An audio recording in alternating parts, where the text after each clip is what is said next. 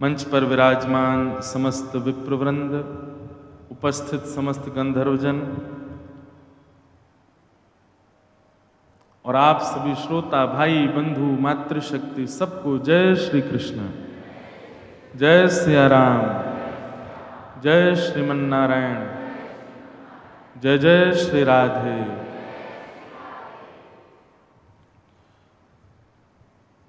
बाल कृष्ण प्रभु की मधुर लीला और कुछ चिंतन श्रवण के लिए हम आप सब लोग वृंदावन में अविराजित हैं। कितने रसिकों ने गाया, कितने संतों ने गाया, कितने ग्रंथों ने गाया कि वृंदावन श्री जी की कृपा से ही प्राप्त होता है। भैया अन्य जगह पर प्रसाद की महिमा है, किसी स्थान पर ध्वजा की महिमा है, किसी स्थान पर ठाकुर जी के श्री मंदिर की महिमा है, किसी स्थान पर दान की महिमा है, किसी स्थान पर स्नान की महिमा है। सब जगह की महिमा अलग अलग है, पर हमारे वृंदावन की तो रज की महिमा है। रज की महिमा पूरे विश्व में केवल वृंदावन की। और सत्य पूछें तो राधा वल्लभ, राधा रमण, बांके बिहारी, मदन मोहन आदि आदि जो भी हमारे वृंदावन के सब आचार्यों ने प्रकट किए ठाकुर जी के स्थान हैं, कौन बड़े कौन छोटे इसमें कोई अंतर नहीं। सही पूछें तो वृंदावन की सीमा में दुकान पर बैठे भय लड्डू गोपाल के दर्शन को भी वही फल है जो बिहारी जी के दर्शन को फल है। और तो हम लड्डू गोपाल तो फिर भी एक संकेत कर रहे हैं कि आकृति है, पर वृंदावन में प्रविष्ट होने के बाद तो कोई ब्रजवासी दिख जाए, कोई बालक दिख जाए, कोई सांवरो सो दिख जाए, कोई घुमराले केशन में दिख जाए, कोई भी तरह से ठाकुर जी के संबंध को कोई व्यक्ति दिख जाए, यत्र प्रविष्टो सकलोपि जंतु आनंद सच्चिद घनताम उपैति, सब ठाकुर जी के स्वरूप में विचरण कर रहे हैं। वृंदावन में रज की महिमा है, वृंदावन धाम की महिमा है। हमारे यहां तो रसिक जन कहें विपिन राज सीमा से बाहर हरिहु को नाही निहार, रेमन वृंदा विपिन बिहार। बिहारी जी यदि वृंदावन की सीमा से बाहर चलते फिरते प्रकट हो जाएं और कहें यहां मेरा दर्शन कर लो, तो वृंदावन वासियों को चाहिए ठाकुर जी से कहें कि आप पहले वृंदावन आओ तब मिलेंगे। विपिन राज सीमा से बाहर हरिहु को नाही निहार, रेमन वृंदा विपिन बिहार। वृंदावन सामान्य नहीं है भैया। हम जिनका पद गा रहे थे युगल किशोर जी, संभवतः ललित किशोर जी,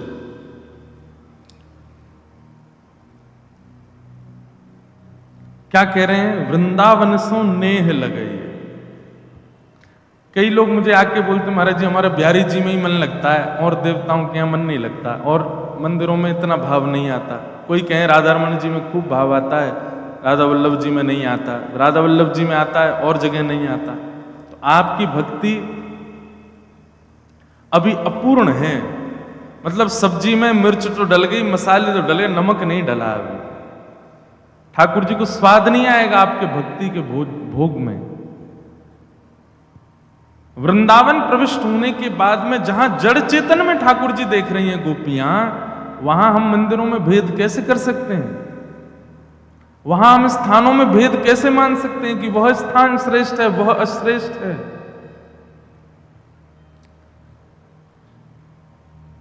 सीधी बात कहें तो सूत्र यह है कि वृंदावन में तो दोष बुद्धि रहनी ही नहीं चाहिए। दोष बुद्धि नष्ट हो हमारी। हमारा भजन ही इसीलिए, हम नाम जप ही इसीलिए कर रहे हैं, हमारे माथे पर उर्द पुंडी इसीलिए है कि हम दोष दृष्टि ना देखें। वृंदावन कम से कम पूरे विश्व की जगह एक छोटे से वृंदावन को ही लेके रखो, यहां मुझे कोई मैं दोष नहीं देख रहा। जब अवसर मिले जहां जाओ वहीं पर वही भाव होना चाहिए जो एक स्थान पर राधा रमण जी में आप उत्ताल भाव में रहते हो, तो वही भाव आपका दूसरे मंदिरों में और दूसरे स्थानों पर भी होना चाहिए।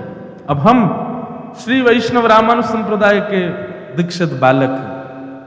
हम हरिवंशियों को भी गाते हैं, हरिदासियों को भी गाते हैं। हम गौड़ियाओं को भी गाते हैं, सबको गाते हैं और किसी में कोई अंतर्भाव नहीं। मन में भाव आता है ऐसे ही सब हो जाए, क्यों भेद दृष्टि हम रखते हैं? नहीं, कम से कम वृंदावन में नहीं। वृंदावन प्राप्त हो गया तो संपूर्ण वृंदावन प्राप्त होना चाहिए। एकाध स्थान से एकाध स्थान पर ही क्यों आपकी रुचि? कैसा है वृंदावन? काम क्रोध आदिक जमदूतन, मुख विदुकाय परम पद पई। काम, क्रोध और यमदूत जो हमारे पूरे जीवन को बिगाड़ने में सबसे ज्यादा सहायक होते हैं, वो सबसे पहला नाम है उसमें काम, और दूसरा क्रोध। एक बात याद रखिएगा, काम सबका दृश्यमान नहीं होता। बहुत ध्यान से सुनिएगा।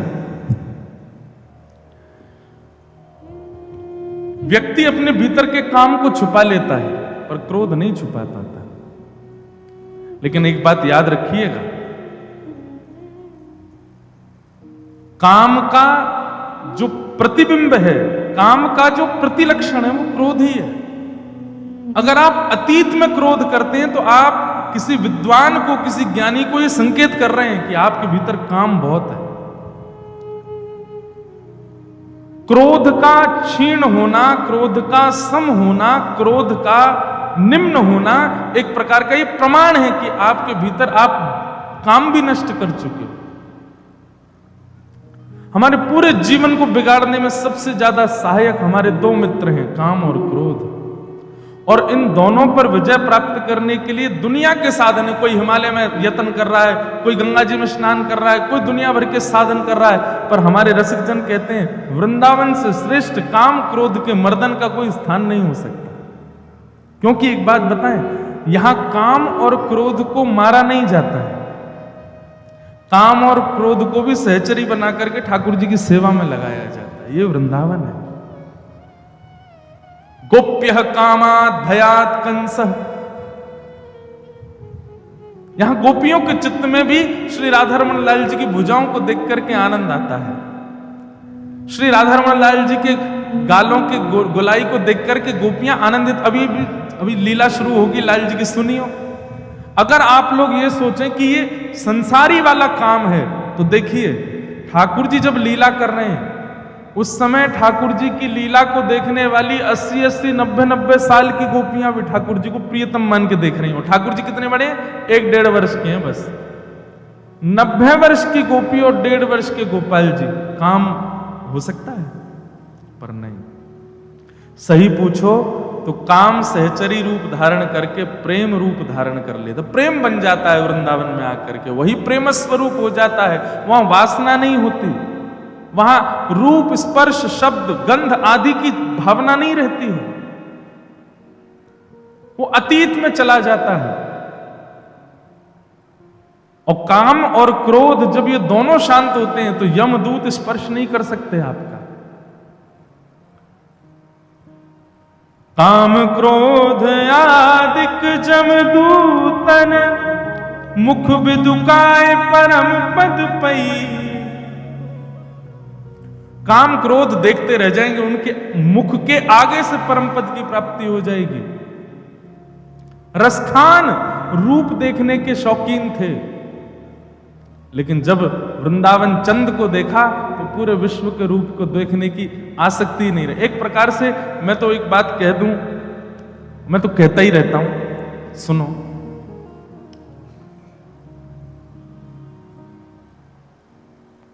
वृंदावन को भजवे वारे, वृंदावन को नित्य ध्यान करवे वारी, इनकी स्थिति कैसी कि वृंदावन सम कोई नगर नहीं।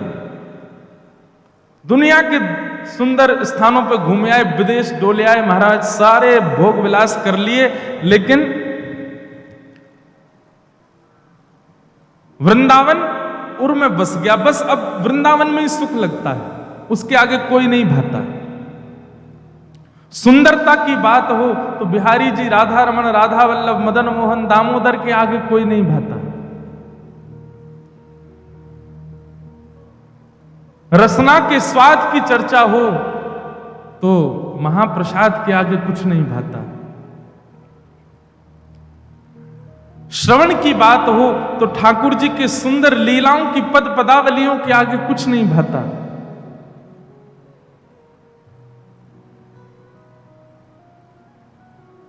नृत्य की बात हो तो महासंकीर्तन में उद्मान होकर के, निवृत्त होकर के, दोनों भुजा उठा करके वह बेताल नृत्य करने के आगे भी कुछ नहीं भाता।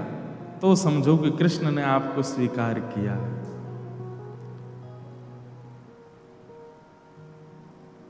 जो कुछ भी आपको रुचिकर लगे वह रुचिकर वो लगे जो ठाकुर जी से संबंध का है।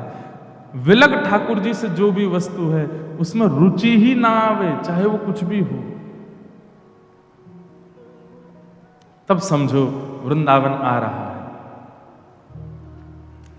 रटि रटि राधा रमण ध्यान धर,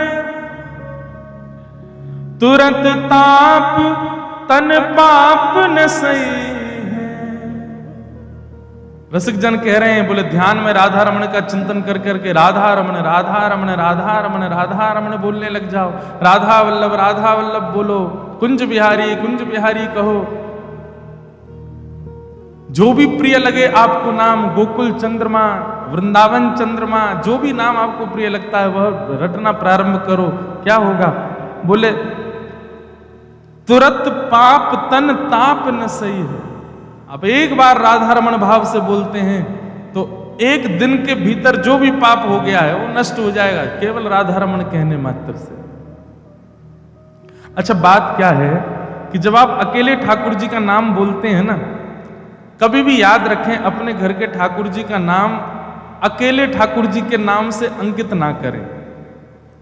हमारे वृंदावन के ठाकुरों जी से ये प्रमाण लीजिए, जैसे कोई लोग अपने गोपाल जी का नाम गोपाल जी या फिर गोविंद जी या फिर कुछ भी ऐसा भाव रखें, या तो आगे श्री अंकित करो, श्री गोपाल जी, श्री गोविंद जी, श्री माने राधा, और नहीं तो स्पष्ट राधा नाम अंकित करके उनका नाम, हमारे वृंदावन जितने ठाकुर सबके नाम के आगे राधा मिलेगा। राधा गोपीनाथ, राधा दामोदर, राधा रमण।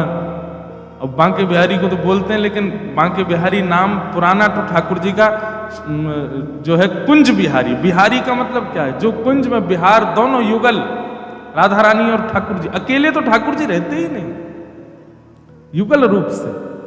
कई लोगों के घर में केवल गोपाल जी की सेवा है, वो कहें हम किशोरी जी ले आए, काहे को नाम से किशोरी जी को विराजमान करो, नाम से ही ठाकुर जी के संग किशोरी जी रहे। श्री गोविंद, श्री गोपाल, श्री गोपीनाथ, श्री मदन मोहन, राधा सहित। और जब आप किशोरी जी सहित उनका नाम उच्चरित करते हैं तो ठाकुर जी इतने आनंद में फूल जाते हैं, इतने सुख में भर जाते हैं। उनके सुख भरते ही आपने सुबह प्रारंभ उठ करके लेके अभी तक जो भी आपसे पाप बन गया, ठाकुर तुरंत उसको नष्ट कर देते हैं। इतने सुख में ठाकुर जी आ जाते हैं। रटि रटि राधा रमण ध्यान धर, तुरंत पाप तन ताप न सही है। ललित किशोरी कुंज गलन लुढ़ी, बिगर जन्म अनेक बचैये। वृंदावन की किसी भी कुंज गली, वृंदावन में कभी लेटने में, दंडवत करने में संकोच मत करो। कीच है रही है तो महाराज जबरदस्ती लौट जाओ। जा वृंदावन की रज में, जा वृंदावन की कीच में, जा वृंदावन के सघन भाव में ठाकुर जी लौट लौट करके आनंद करें। हम वहां संकोच कैसे कर सकते हैं? उससे क्या होगा?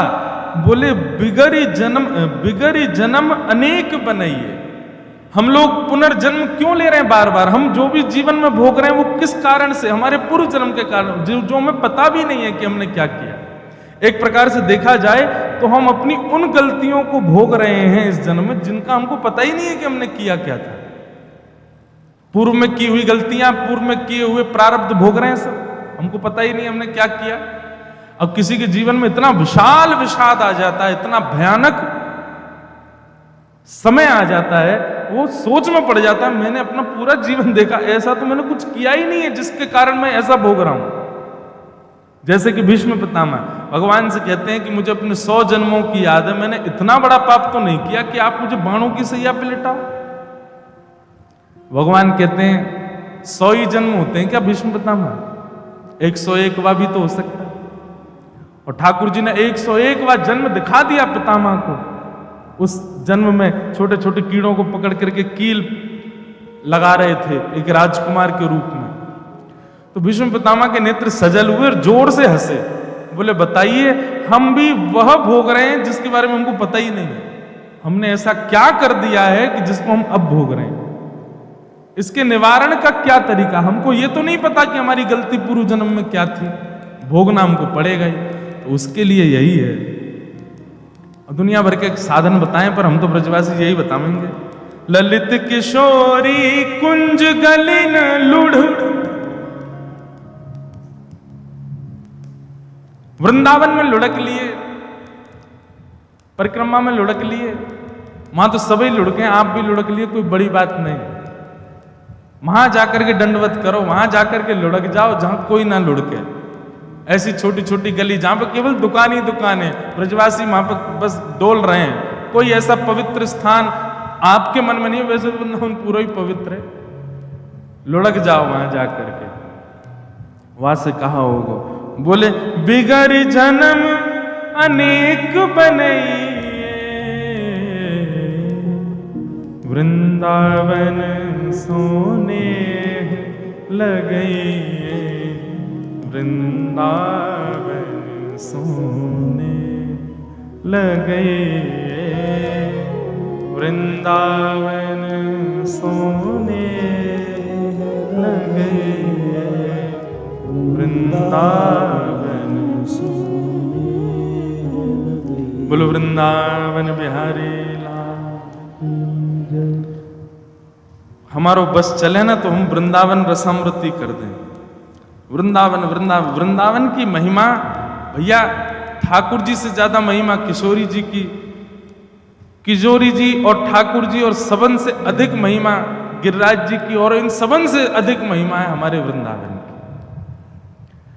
ये युगल श्यामा श्याम को ही थल स्वरूप है वृंदावन, कोई अलग नहीं है, अद्भुत है वृंदावन।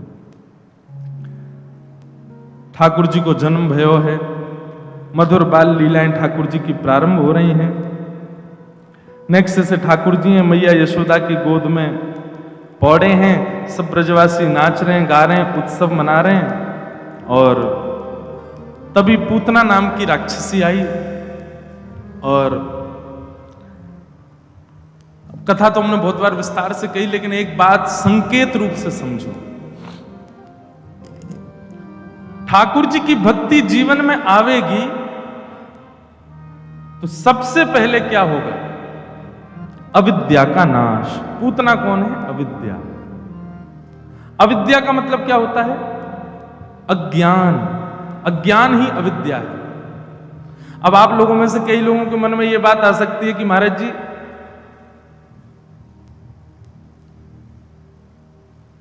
सबरी झूठे बेर खिला रही हैं, उसको आप क्या कहोगे? कई लोगों के मन में भाव आ सकता है कि भोंदू, हम कथा सुनाते हैं भोंदू की, वो ठाकुर जी के हाथ पे रोटी छीन के भाग रहा है, उसके भाव को आप क्या कहोगे? ये अविद्या है? नहीं। अविद्या किसे कहते हैं? ज्ञान तो है, पर ज्ञान का जो मूल सद और असद है उसकी जानकारी ना होना। बहुत ध्यानपूर्वक सुनिएगा, और सन्मुख बैठने वाले लोग जब उठ जाएं तो हमारी कथा ही भूल जाए। बहुत ध्यानपूर्वक सुनिए। अब आपको ये तो पता है कि ऑपरेशन होता कैसे, पेट कैसे काटा जाता है, कौन सी जो अंदर के भीतर की सामग्री कौन सी कहां कहां क्या है, ये सब तो पता है, पर आपको प्रैक्टिकल नहीं आता। इसी को कहते हैं अज्ञान। ये तो पता है कि आलू की सब्जी में टमाटर पड़े हैं, नींबू पड़ा है, नमक पड़ा है, सब्जी मिर्च पड़ी है, लेकिन बनाने को दे दिया जाए तो बना नहीं सकते। यही अविद्या है। मतलब ज्ञान तो पूरा है, क्या भाई ये करना पाप है, लेकिन फिर भी कर रहे हैं। समझ में आ रही है बात? समझ में आ रही है? यह पता है कि दूसरे के हृदय को पीड़ा देना पाप है, लेकिन फिर भी दे रहे हैं। ऐसा खाना पाप है, लेकिन फिर भी खा रहे हैं। ऐसे स्थानों पर जाना अच्छा नहीं है, लेकिन फिर भी जा रहे हैं। भैया नहीं, बैठ जाओ सब लोग बिल्कुल सावधानी से। इसी को क्या कहते हैं? अविद्या। ज्ञान तो है, पर भीतरी ज्ञान है, बौद्धिक ज्ञान है, मन में ज्ञान है, क्रिया में ज्ञान नहीं है, उसको कहते हैं अविद्या। और ठाकुर जी की भक्ति सबसे पहली क्रिया यही करेगी कि वह जीवन में आएगी तो आपकी अविद्या का नाश। अविद्या ही पूतना है। पूतना का रूप कैसा? बाहर से सुंदर है, सबको आकृष्ट करने वाली है, सबको देख करके लग रहा है सुंदर हो तो ऐसे हो, चाल हो तो ऐसी हो, मुस्कान हो तो ऐसी हो, रूप हो तो ऐसा हो, वस्त्र हो तो ऐसे हो, सुगंधी हो तो ऐसी हो। ये सब बाह्य रूप से सबको आकृष्ट कर रही है, पर भीतर से ना तो उसका रूप अच्छा है, ना उसके नेत्र अच्छे हैं, ना उसका स्वभाव अच्छा है, ना उसकी चाल अच्छी, ना उसकी गति अच्छी, कुछ भी अच्छा नहीं है, बस बाह्य प्रकाश है। इसी को अविद्या कहते हैं कि आप केवल बाहर दिखावे का ज्ञान रखते हैं, भीतर करने में आपके पास ज्ञान नहीं है। इसी को अविद्या कहते हैं। और ठाकुर जी को प्राप्त करने में बाधा भी अविद्या है। और ठाकुर जी आएंगे तो सबसे पहले मारेंगे भी अविद्या, अविद्या का नाश कर।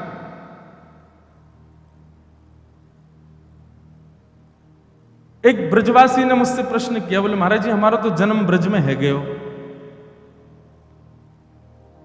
हमारी मैया को जन्म ब्रज में, हमारी नानी को जन्म ब्रज में, हमारी दादी को जन्म, तो हमको भजन करने की आवश्यकता क्यों?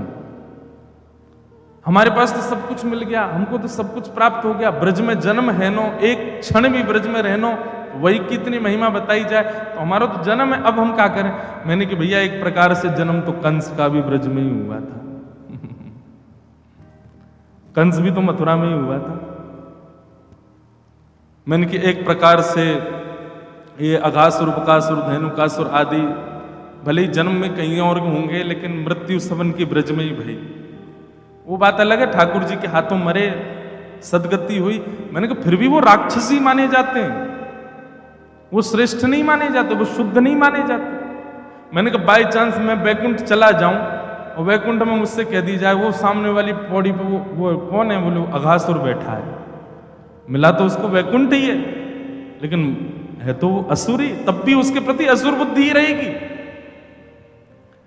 इसीलिए नाम जप, साधना, सत्संग ब्रजवासियों को भी आवश्यक है। क्यों? क्योंकि साधना करने से, नाम जप करने से, सत्संग श्रवण करने से अविद्या नष्ट होती है। और जब तक अविद्या नष्ट नहीं होगी ना, तब तक परिपूर्ण श्री कृष्ण प्राप्त नहीं हो सकते। भगवान ने ब्रज में आते ही 6 दिन के अंदर पूतना को मार के सबसे पहले समस्त ब्रजवासियों की अविद्या को नष्ट किया। क्योंकि जब तक अविद्या रहेगी तब तक मैं परिपूर्ण इनको मिल ही नहीं पाऊंगा। अविद्या का मूल अर्थ क्या है? पता सब है, जानते सब हैं, पर क्रिया में नहीं मानते हैं, उसी को अविद्या कहते हैं। मदिरा पीने वाले को पता होता है मदिरा पीना पाप है, शास्त्रों में इसके लिए मना किया गया, फिर भी पी जाता है। मांस खाने वाले को पता होता है कि हमारे सनातन धर्म में इसको पाप माना गया है, मैं किसी जीव को खा रहा हूं, किसी व्यक्ति के प्राण हरण करके खा रहा हूं, फिर भी खा जाता है। उसको पता है फिर भी खाता है। यही अविद्या है। ठाकुर जी की मिलन में बाधा अविद्या, और ठाकुर जी यदि आए तो सबसे पहले दूर करेंगे अविद्या को, क्योंकि उसके वो जब तक रहेगी मिलेंगे ही नहीं। और अविद्या को नाश करने का सबसे श्रेष्ठ उपाय केवल और केवल सत्संग है। पूतना आई, पूतना के रूप लावण्य को देख करके सब ब्रजवासी मोहित हो गए, सब आकृष्ट होते चले गए। इतने आकृष्ट हो गए कि बेसुध होकर के गा रहे थे, नंद घरानंद भयो जय कन्हैया लाल की। 6 दिन के लाला हुए अभी, लेकिन पूतना के रूप माधुरी को देख करके सब अपना गायन भूल गए। उछल रहे हैं, नाच रहे हैं, पर देख उसी की ओर रहे, वाह कितनी सुंदर है, कितनी बढ़िया है, कितनी प्यारी है। सब मोहित होते चले गए। पूतना ने सबको अपना बनाया। भीतर जैसी नंद भवन में पहुंची, नंद रानी यशोदा की गोद में नन्हे से नीलमणि नील माधव भगवान सोए, गोद में लिए यशोदा मैया सुला रही है। आज मैं सूरदास जी की वाणी पढ़ रहा था, इतने सुंदर सुंदर भाव सूरदास जी। आज तो पद ही पद है, ठाकुर जी की लीला तो पदों में ही है ज्यादा। इतने सुंदर ठाकुर जी का रूप का वर्णन करते हैं श्री सूरदास जी। आहा, बहुत ध्यान से सुनिए।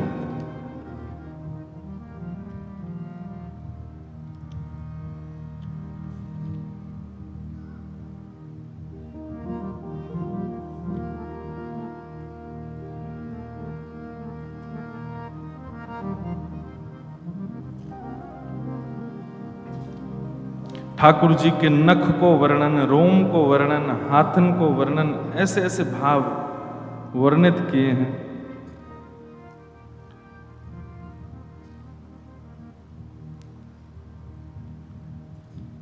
पता ना कहां गए हो।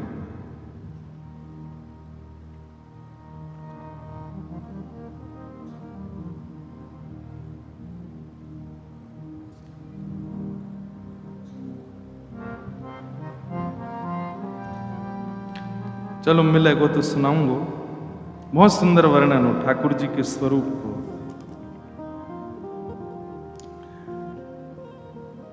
नन्हे से ठाकुर जी पौड़े हैं यशोदा मैया की गोद में, और तभी वहां पूतना आई। पूतना के सौंदर्य को देख करके यशोदा मैया भी आनंदित है गई। कहो सखी कहां ते आई हो, इतना सुंदर स्वरूप तुम्हारो। बोले आपके लाला को आशीष देवे आई हूं। आहा,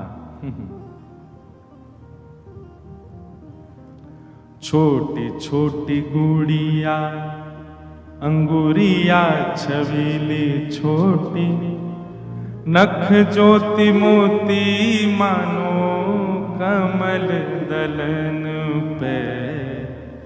छोटी छोटी गुड़िया अंगुरिया छबीली छोटी, नख ज्योति मोती मानो कमल दलन पे। कैसे हैं लाल जी? बोले 6 दिन के ठाकुर जी को सूरदास जी वर्णन कर रहे। बोले जैसे मानो छोटी सी गुड़िया एक कपड़ा में लपेट करके मैया ने अपनी गोद में ले रखी है। कैसे हैं? अंगुरिया छबीली छोटी, छोटी छोटी उंगली है लाल जी की, और नख ज्योति मोती मानो कमल दलन पे। जैसे कमल, कमल सबने स्पर्श किया देखो ही होगा। कमल के ऊपर पानी डाल दो तो पानी क्या होता है कि बिंदु का रूप धारण कर लेता है और चमकने लग जाता है। तो बोले ऐसे लग रहे हैं लाल जी, छोटे छोटे कमल जैसे हाथ, और उन पे मानो जैसे बूंद पड़ी हो, ऐसे ठाकुर जी के नाखून दिख रहे हैं। कितने सुंदर स्वरूप को वर्णन कर रहे हैं। आहा, छोटी छोटी गुड़िया अंगुरिया छबीली छोटी, नख ज्योति मोती मानो कमल दलन पे। पियरी पिछोरी छीनी, पियरी पिछोरी झीनी, और उपमाना भीनी, बालक दमिनी मानो ओढ़े बारो बरीधर। और मैया ने कहा पहना रखो है। तो सूरदास आदि इनके पद पढ़े तो एक बात समझ में आवे, जब तक ठाकुर जी अच्छे से चलनो नहीं सीखे तब तक ठाकुर जी कहा पहने?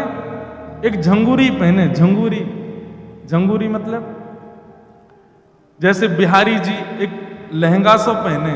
अभी लहंगा कहां पहनो जाए? कमर पे। लेकिन झंगूरी कहां पहनी जाए? गरे पे। बोले ठाकुर जी गरे पे पहन ले और ऐसी घेरावे चारों ओर, नीचे कछु ना पहने, गरे ते लेके घुटने तक एक झंगूरी सी पहन के रहे, वही में हाथ बात चलाते नहीं अपने। और वो भी कैसी है? पियरी पिछोरी झीनी। झीनी मतलब ट्रांसपेरेंट। लाल जी के अंदर की श्याम वर्णता वह पीरी पीरी झंगुरिया में तो दिखाई दे रही है। छोटो सो पेट, छोटो सो वक्ष, छोटे छोटे हाथ व झंगुरी में तो दिखाई दे में। यशोदा मैया ऐसे वस्त्र ना धरावे ग्रीष्म काल में, जासों लालन के रूप लालन को स्वरूप नहीं दिखे। मैया ऐसे ऐसे वस्त्र पहनावे कि मेरे लाला को एक एक अंग मुंह को दिखाई देवे। वस्त्र तो नाम मात्र को है, केवल एक आवरण जैसा है, भीतर से सब दिखाई देवे लाल जी को।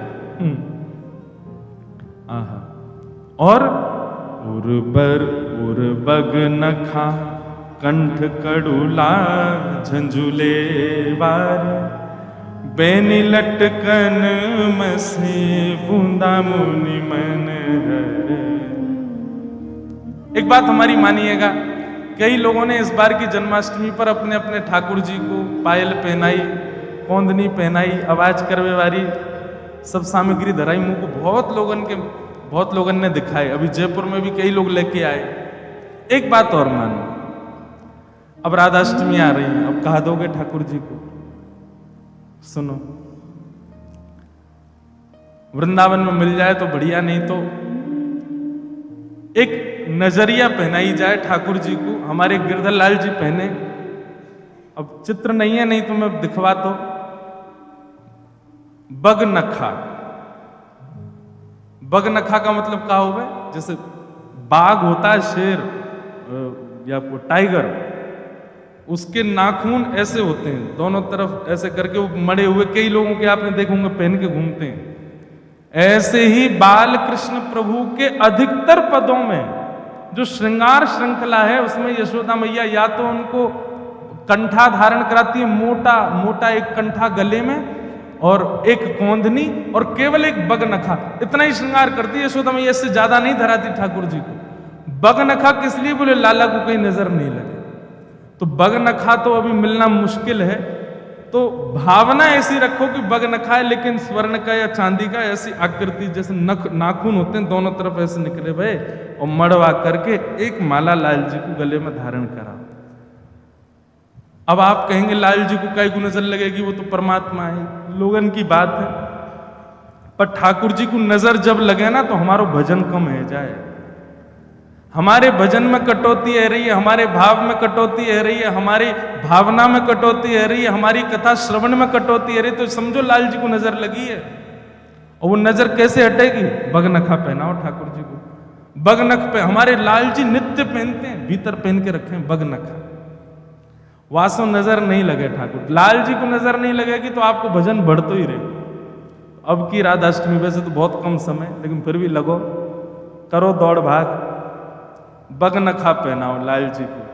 तो वर्णन कर रहे हैं श्री सूरदास जी, और बगनखा कंठ कड़ूला झुंझुले बार। झुंझुले बार, झुंझुले बार मतलब घुंघराले बार। बेनी लटकन मिस बूंदा मुनि मन हर। बैनी मतलब चोटी, घुंघराले कछु केशन की चोटी है। कछु केश तो घुंघराले फैले हुए हैं ठाकुर जी के, माथे पे आ रहे हैं, मुख पे आ रहे हैं। कछु केशन को बांध करके, मैया तो पूरे केशन की बनावे, पर लाला हाथन सो कछु निकाल ले, तो कछु बार तो आगे ही रहे लाल जी के। और वाक्य ऊपर कहा है, कभी कभी हवा चले तो बार पीछे को हटे सो ठाकुर जी को ढिटौना दिखाई दे। यहाँ पे यशोदा मैया ने अपने काजर को एक बिंदा रखो है, पैनी लटकन मसी बिंदा मुनि मन हर। सूरदास जी कह रहे हैं श्री लाल जी के माथे पे जो ढिटौना है वही को देख करके इतना आनंद मिल जाए, ऐसे लाल जी दिखने लगे, मन करे वही को देखते रहे। और अंजन रजित नैन चितवन चित चोरे, मुख शोभा पर वारो अमित अमस सर। किल की हस द्वे द्वे ततुरिया, सूरदास मन बस गयो बारे गए। सूरदास जी इतना सुंदर वर्णन कर रहे हैं ठाकुर जी की छवि को। अब यहां में तो दतुरियां आई हैं, लेकिन अभी लाल जी 6 दिन आके दांत ना निकले हैं। लेकिन ठाकुर जी प्रकट रहते ही इतने प्यारे लग रहे हैं, वही समय से ही ठाकुर जी को स्वरूप इतना मनमोहक है, यशोदा मैया तो हृदय से लगा के रखे, कोई को दिखावे ही ना है। वर्णन आवे कि बहुत ब्रजवासी ने हल्ला किया कि मैया नेक तो दिखा दे। सो मैया अटारी पे गई और जाके कपड़ा हटा के लाला के केवल चरण दिखाए सबन को, देख ले, मुख तब भी नहीं दिखाए, हृदय से लगा के रखे, इतने प्यारे हैं श्याम सुंदर। पूतना आई और पूतना के आती यशोदा मैया को लगी सुंदर स्वरूप है, या को सुंदर भाव है, मैया ने लाल जीवा की गोद में दे दिए। पूतना ने जैसी गोद में लेकर के ठाकुर जी को अपने पयोधर को पान करानो चाहो, पयोधर में लगे हुए विष। अब सबसे पहली तो घटना ये घटी, ठाकुर जी ने पूतना को मुख ही नहीं देखा। क्यों? अविद्या। जो जानते हुए भी गलत करते हैं, जो जानते हुए भी अविद्या का पालन करते हैं, जो पता, कई लोग ऐसे कथा खूब सुनते हैं लेकिन कुछ नहीं करते अपने जीवन में, पालन ही नहीं करते उसका।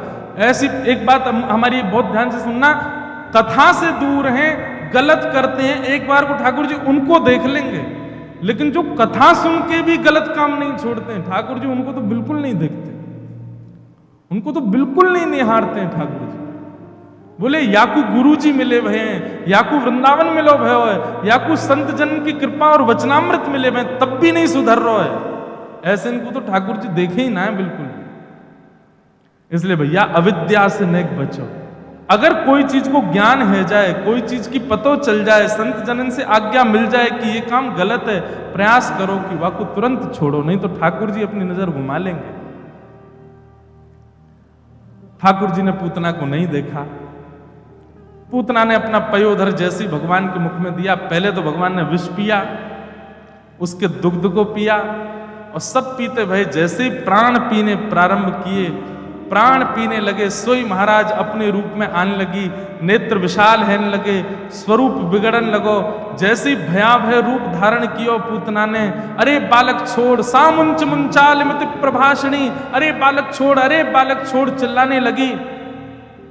ठाकुर जी के तब नेत्र खुले जब अपने रूप में आ गए। जैसे ही अपने रूप में आई, ठाकुर जी ने नेत्र खोल करके देखी, मौसी जी हम पे तो पकड़ वही आवे, छोड़नो ना यहाँ। 6 दिना के ठाकुर जी बोल पड़े और 6 दिना के ठाकुर जी के वचन सुन करके पूतना तो व्याकुल है गई। अंत में जैसे ही ठाकुर जी ने प्राण पिए, पूतना के प्राण निकल गए, धड़ाम से गिर पड़ी और महाराज पूतना का वध हो गया। भगवान ने पूतना के प्राण नहीं पिए हैं। पूतना असंख्य बालकों को मार करके आई थी, उन सबके प्राणों का हरण करके आई थी। जितने बालकों को पूतना मार के आई है, ठाकुर जी ने उनके प्राण पिए। सुबोधनी जी में श्रीमद् वल्लभाचार्य जी वर्णन करते हैं कि ठाकुर जी ने मन में विचार किया कि भैया ये जन्माष्टमी की पावन तिथि, पूरा विश्व या तिथि को इतने आनंद से मनावे गो, और या पूतना ने इतने बालक मार दिए ब्रजमंडल में। याकू लोग पावन तिथि ना मान करके यूं कहेंगे भैया ये तो कलंक तिथि है, इतने सारे बालक मरे ब्रजमंडल में, एक राक्षसी ने मार दिए। ठाकुर जी ने मन में विचार किया ये तिथि पावन बनी रहे, सब लोगों को कल्याण है तो रहेगो। तभी ठाकुर जी ने जितने बालकों का वध करके आई थी, सबके प्राण पूतना के भीतर से निकाल करके और सब बालकों को पुनर्जीवित कर दिए, ताकि उत्सव ना रुके, सब भाव बनो रहे। बोलो पूतना मर्दन भगवान की। भगवान ने पूतना का वध किया।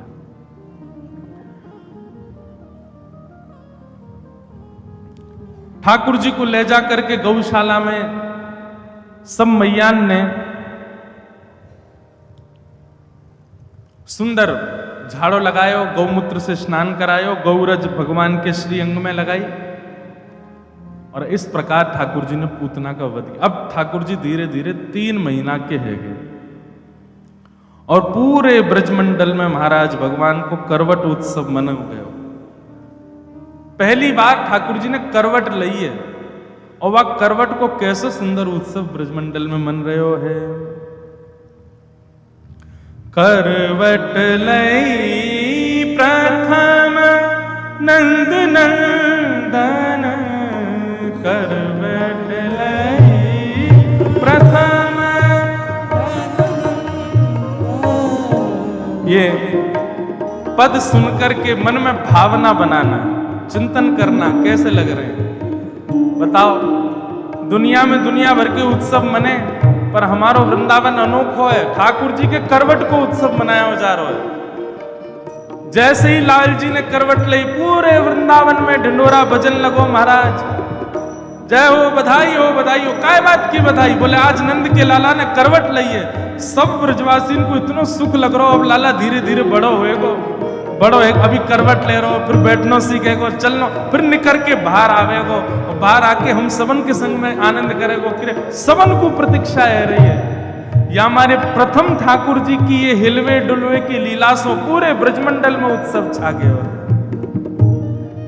करवट लई प्रथम नंद नंदन करवट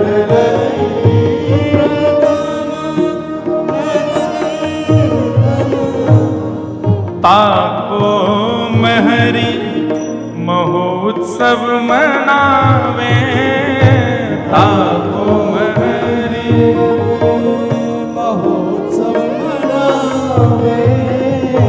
भवन लिपायो चंदन, भवन लिपायो चंदन। कितनी बड़ी बात है, पूरे नंद भवन में चंदन लपटाया है।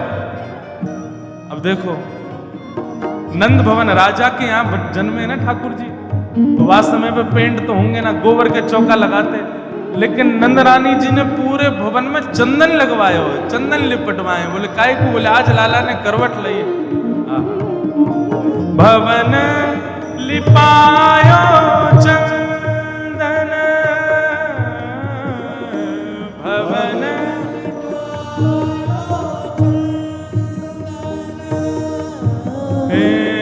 करवट लई प्रथम नंद नंदन करवट लई। बोल नंद के लाला की जय हो।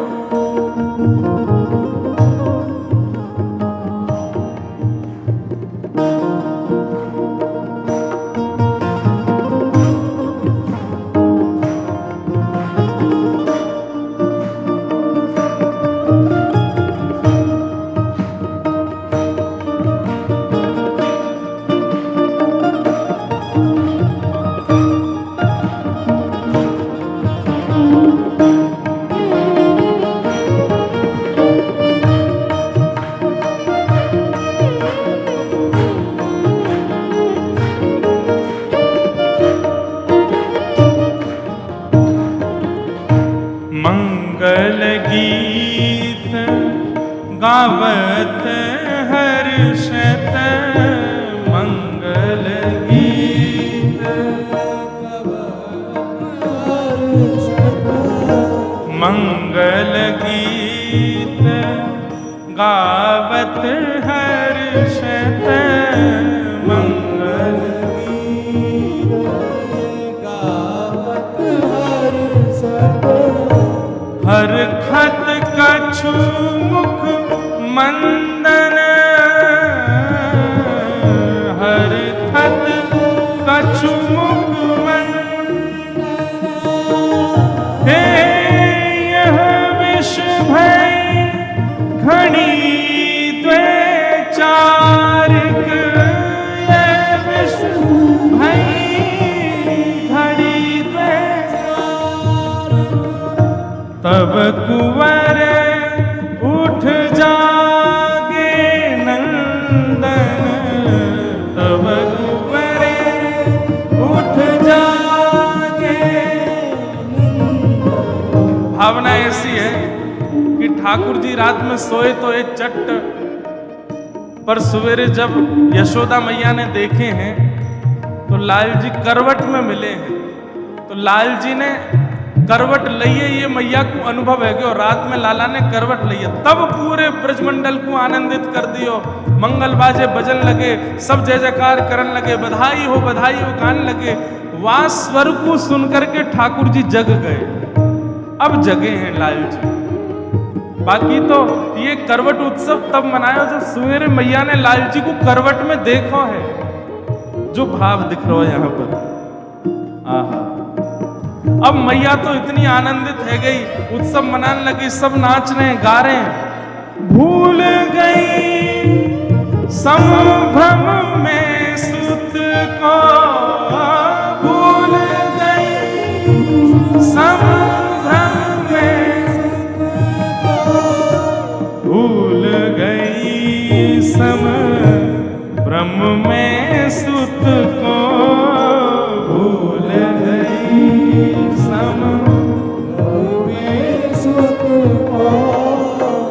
सुत को, कछुएक रोमन लागे नंदन, कछुएक रोमन लागे नंदन, करवट लई प्रथम नंद नंदन, करवट लई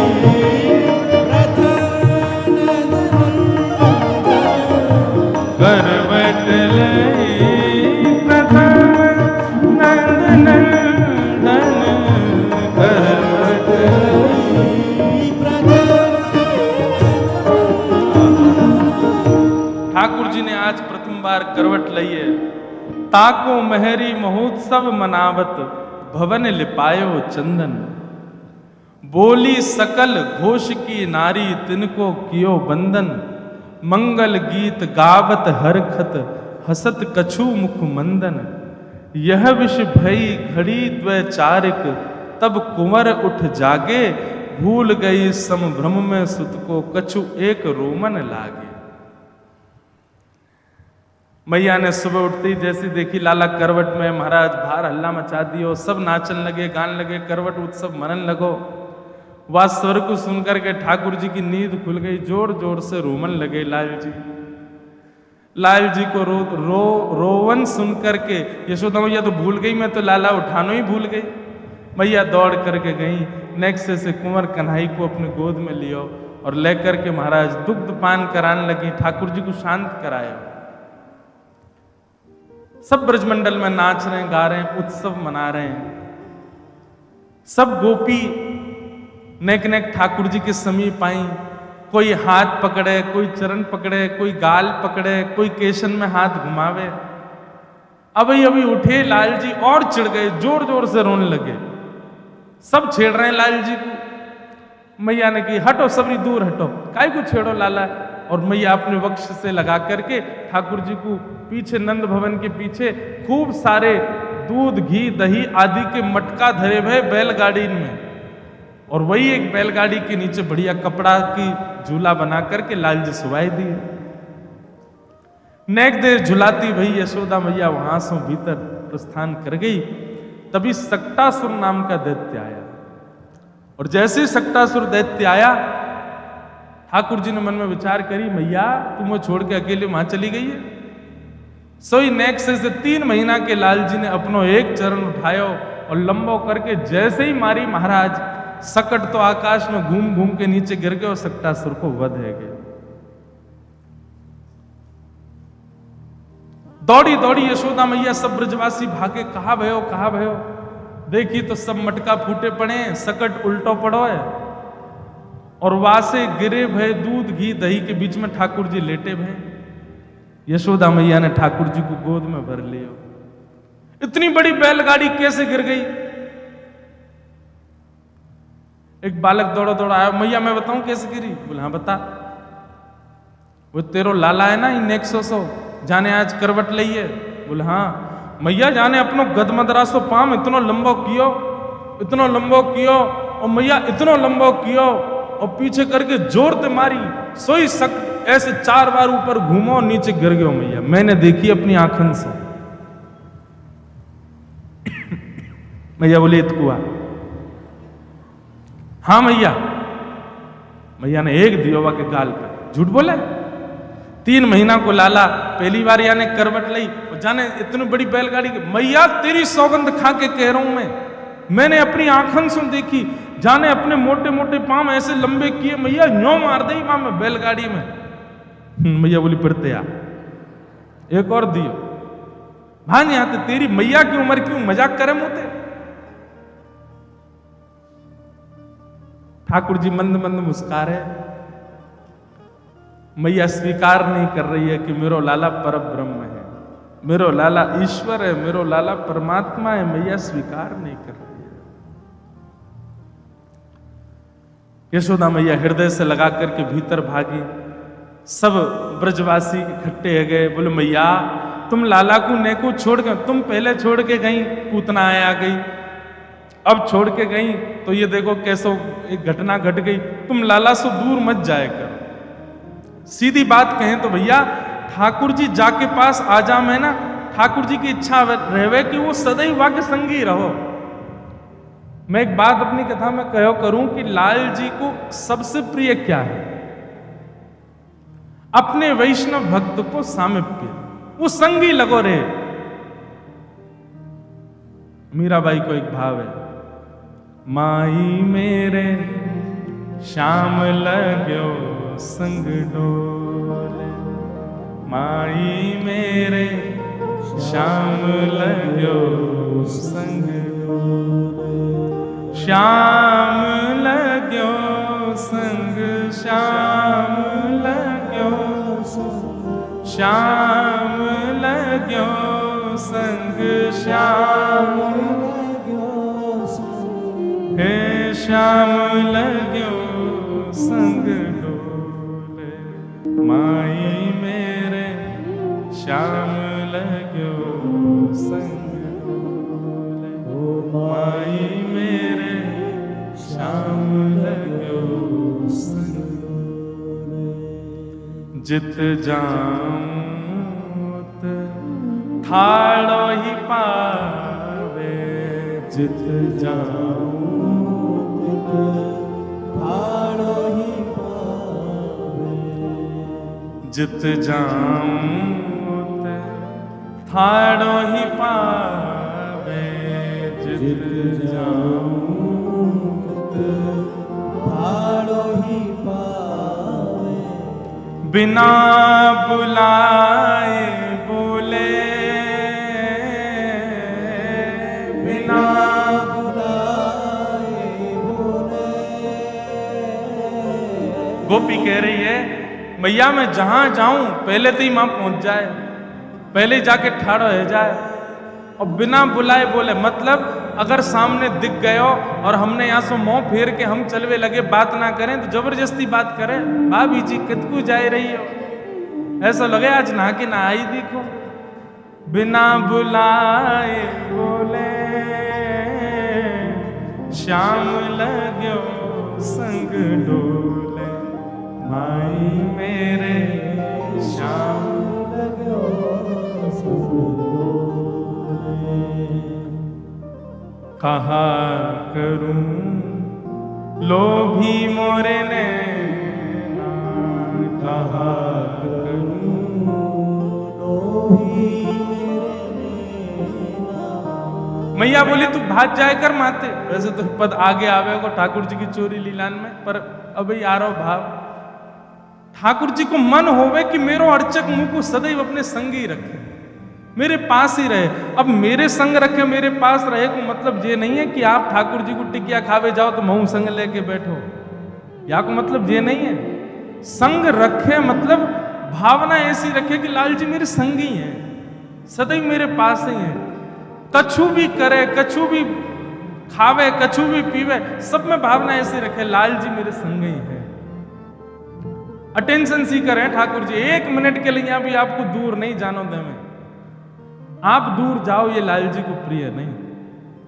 यशोदा मैया दूर गई, ठाकुर जी ने सकट घेर करके बुला नहीं पास, बोले मैया मुझे दूर मत करे। और ठाकुर जी गोद में मैया के बढ़िया प्रेम से सो रहे हैं। यशोदा मैया लाल जी को सुवाए रही है। एक पिताजी महाराज, पूज्य पिताजी महाराज एक पद गाते हैं, ठाकुर जी को शयन कराने, इतना प्रिय लगता है, कभी गाया नहीं मैंने कथा में।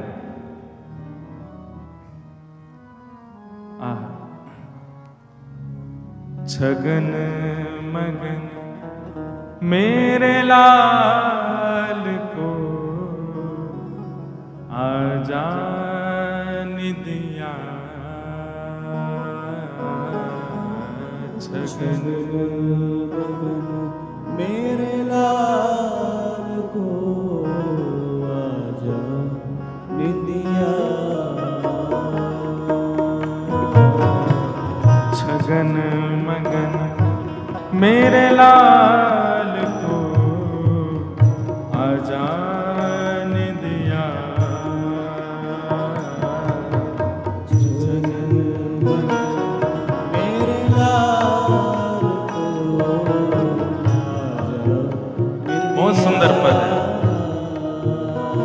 रात्रि शयन में तो ठाकुर जी को वैसे बिहाग राग सुनाना चाहिए, पर शयन से पहले ठाकुर जी के चरणन की इत्र सेवा करो। निश्चित ही चरण दबा की सुवानी चाहिए ठाकुर जी, चरण और हाथ इनकी बढ़िया मालिश करो, घी लगाओ, सर्दी को समय तो घी लगाओ, गर्मी में इत्र लगाओ, और ठाकुर जी को कोई भाव सुनाते भाई सुबह। बहुत सुंदर भाव। छगन मगन मेरे लाल को आजान दिया, छगन मगन मेरे लाल को आजान दिया, चंचल मोहन श्याम के नैनन बीच समा, चंचल मोहन श्याम के बीच समा, आजारिन दिया लाल को, आजारिन दिया लाल को, आजारिन दिया लाल को, आजारिन दिया लाल को, मैया रही है बुला, छगन मगन मेरे लाल को आजान दिया, छगन मगन मेरे लाल को आजान दिया। हे जप तप पूजा पाठ सो विधि ना दिया मोहे लाल, जप तप पूजा पाठ सो विधि ना दिया। मैया कह रही है मैंने बड़े जप किए, बड़े तप किए, तब जाके विधाता ने मुंह को लाला दियो है। हरि निदिया मेरे लाला के नेत्रन में आजा वह कुछ सुभाए दे, सो जा कन्हैया लाडले, मैया बजावे ताल, सो जा कन्हैया लाडले, मैया बजावे ताल। कैसे सुलाऊं लाल को, कैसे सुलाऊं लाल को, कैसे सुलाऊं लाल को, कैसे सुलाऊं लाल को, धीरे धीरे लोरी गा, छगन मगन मेरे लाल को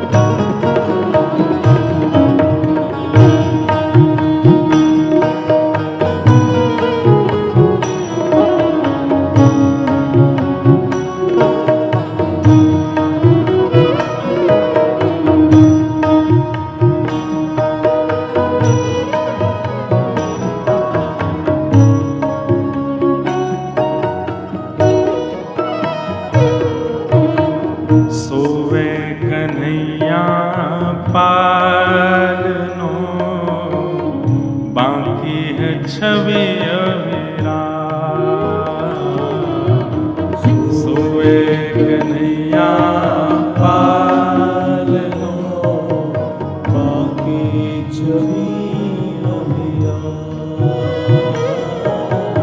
अंगन की शोभा है मेरो मनमोहन घन श्याम अंगन की शोभा है मेरो मनमोहन हे आजा निदिया लाल को आजा निदिया आजा निदिया लाल को आजा निदिया लाल को मैया रही तो बुला सगन मगन मेरे लाल को आजा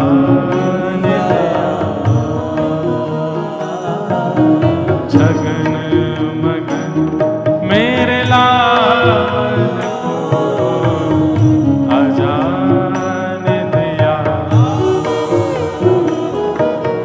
सगन मगन मेरे लाल को आजा दिया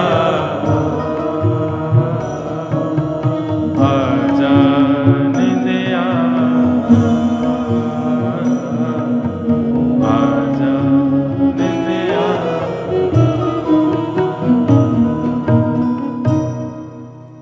ऐसे मैया पूरे दिन लाला की सेवा में लगी रही, रात में अपने समीप सुवाए। धीरे धीरे ठाकुर जी मैया के ऐसे लाड़ चाव में नेक नेक बड़े होते जा रहे हैं। अब ठाकुर जी 1 बरस के है गए और आज एकादशी हो। नंद बाबा सवेरे से ही अपने ठाकुर जी की सेवा अर्चना पूजा में लगे हैं। चतुर्भुज नारायण की सेवा करें, सेवा से निवृत्त है करके आज अपने नारायण भगवान से प्रार्थना कर रहे हैं कि हमारे लाला दोनों 1 वर्ष के है गए। ठाकुर जी को अब नामकरण संस्कार हो और कोई श्रेष्ठ महापुरुष आकर के ठाकुर जी को नामकरण संस्कार करे। जय हो महाराज।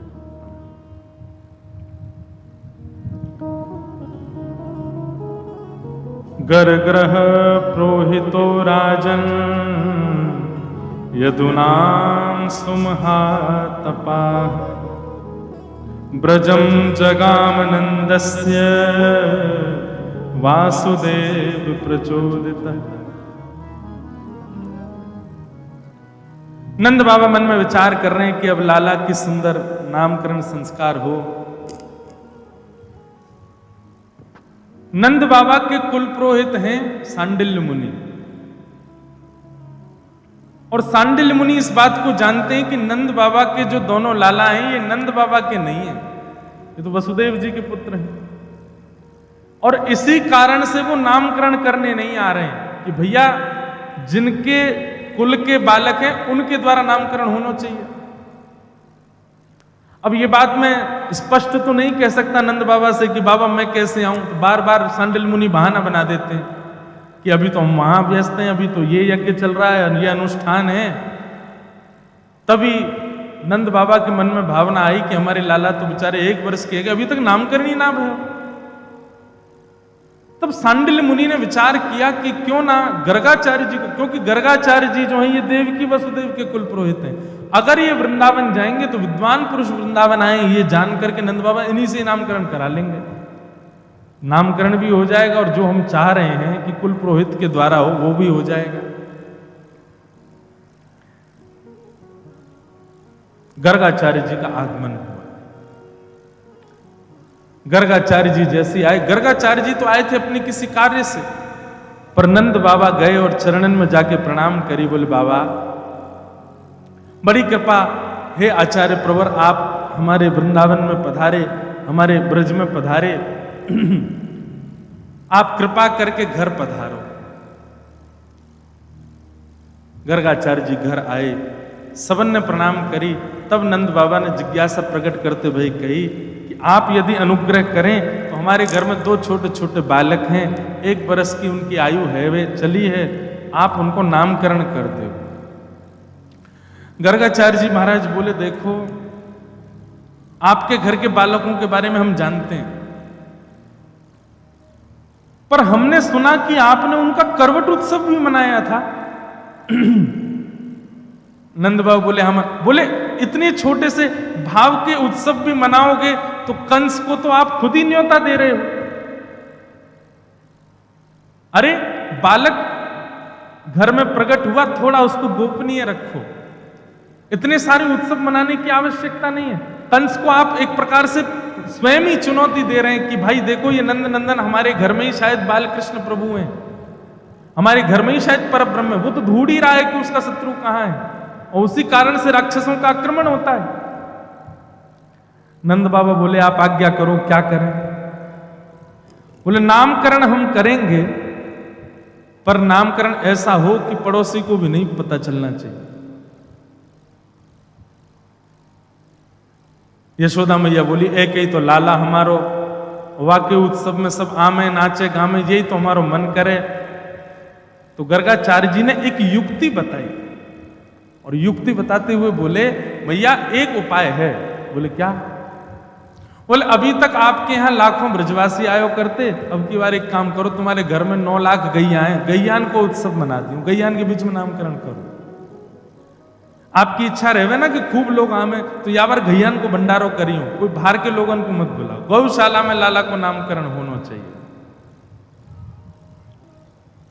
और श्री गर्गाचार्य जी पधारे। गर्गाचार्य जी ने आकर के सुंदर तिथि बताई, एक सुंदर लीला आती है। गर्गाचार्य जी ने कहा कल करेंगे हम नामकरण, मैया आज रात्रि यहीं रुकेंगे। मैया बोली, आपकी सेवा में कोई कहा व्यवस्था करनी बताओ। बोले कछु ना, गोबर को चौका लगा दो, सामग्री दे दो, हम स्वयं बनाएंगे, अपने ठाकुर जी को भोग लगाएंगे, रात्रि शयन करेंगे, सुबह लाला को नामकरण। मैया ने सुंदर सुंदर सामग्री प्रदान करी, आटो दियो, दाल दी, चावल दिए, बोल बाबा बनाओ, प्रेम से स्वयं बना के पाओ। गर्गाचार्य जी ने सुंदर सामग्री सिद्ध करी, और सिद्ध करने के बाद अपने ठाकुर जी को जैसे ही भोग थाली में पधरा करके प्रार्थना करने लगे, तुदमिम वस्तु गोविंद तुभ्यमेव समर्पयेत्। अब ठाकुर जी नेक नेक घुटमन चलनो सीख गए। घुटरुन चलत रेणु तन मंडित, गोरोचन तिलक किए, शोभित कर नवनीत लिए। ठाकुर जी थोड़े थोड़े घुटमन चलते हैं। जैसी पतो चली गर्गाचार्य जी आए, सोई ठाकुर जी भीतर खेलते खेलते रुक गए। बलराम जी से बोले, इशारे में ही बोलना ना जाने, अभी इशारे में ही बोले, बढ़िया सुगंधी आ रही है, द्वार पे कोई दिव्य महापुरुष आयो, बढ़िया कछु बना रहा है।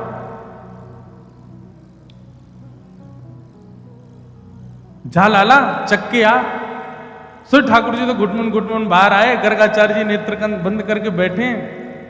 ठाकुर जी ने सामने थाल में से सुंदर खीर उठाई, और खीर उठा के प्रेम से पान लगे।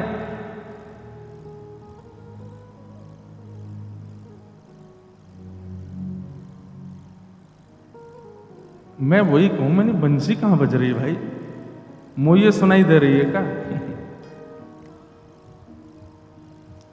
बालक बैठो बजा रहे हो। मैंने कि वाह बढ़िया, आज की कथा सुन के ठाकुर जी तो ना बजा रहे, कहीं पीछे थे। बोलो वृंदावन बिहारी लाल। वाह, काश ठाकुर जी बजा रहे होते, कितना आनंद आता। ध्यान पूर्वक सुनो। ठाकुर जी तो ले करके महाराज पान लगे प्रेम से। गर्गाचार्य जी के नेत्र खुले। अब एक बात सुनिए, भोग लगाते समय पर्दा आवश्यक क्यों है? ठाकुर जी संकोच करते हैं, और ठाकुर जी संकोच नहीं करते। ऐसा भाव हमारे पुष्टि मार्ग में तो ऐसा बताते हैं कि जब जैसे ही आप पर्दा करते हो भोग रखने के बाद, ठाकुर जी अकेले नहीं जीमते, सब सखान को बुलावे, आ जाओ रे भैया, आज हमारे सेवक ने देखो बढ़िया कड़ी बनाई है, और महाराज देखो बैगन को भरता बनाया हो, आलू की सब्जी बनाई है, रोटी बनाई, आ जाओ सब रे। अब उन घरों की बात नहीं जहां पे केवल चना चनोरी का भोग लगता, वहां तो ठाकुर जी खाते ही नहीं होंगे, कहा करें। सामग्री खूब बनाया करो ठाकुर जी के भोग की, क्योंकि मधुमंगल श्रीदामा नहीं तो ठाकुर जी को खूब चढ़ाते हैं। ले तू कैसे घर में बैठो, कछु ना बनावे जे, तो रूखी सूखी रोटी खवा दे लाला, तो चल हमारे संग, तू को कहीं और ले चले। ठाकुर जी के लिए बढ़िया सामग्री बनाओ कि महाराज ठाकुर जी भी सखान को दिखा, देख आज कहा बनाया हो या नहीं, बस पिज्जा बर्गर पास्ता मत बनाई हूं। कभी कभी मन में विचार करूं, कई लोग अपने घर में पिज्जा बना दे, अरे और अद्भुतता तो देखो, एकादशी वालों पिज्जा भी मिले वृंदावन में। कभी कभी मन में भाव आवे, ठाकुर जी कैसे पाते होंगे वह, खेच उतते चले जाते होंगे, जन कहा भलाया आ गई है यार। मधुमंगल श्रीदामा कैंची लेके आते होंगे, लाला रुक जा हम काटे। ऐसी भोग सामग्री। देखो एक बात, आज कलयुग के मॉडर्न होते जा रहे हैं सब लोग, तो थोड़ी थोड़ी सब चीज में मॉडर्नेशन आता जा रहा है, पर आप मंदिरों की विधा देखो, कई मंदिरों में टमाटर नहीं बनता, कई मंदिरों में बैगन नहीं बनता, कई मंदिरों में कई सामग्रियों का हल्दी का प्रयोग नहीं होता, कई मंदिरों में। सब जगह हमने एक बार एक पुजारी जी से पूछा कि भोग में क्या प्रधानता होनी चाहिए, तो उन्होंने 2-3 बातें कही। पहली बात, जिसका स्वरूप देख करके थोड़ी मन में भावना विचित्र होती हो, ऐसे भोग ठाकुर जी को नहीं पधराने चाहिए। जैसे कई जगह बैगन का भोग लगता है, कई जगह नहीं लगता, क्योंकि भरता जो है वो उसका कैसा होता है, उठाओ तो अजीब सा होता है ना, भरता बना दो उसका स्वरूप सुंदर नहीं, कई जगह भोग नहीं लगता, पर कई जगह लगता है, कई जगह खूब प्रेम से पाते हैं।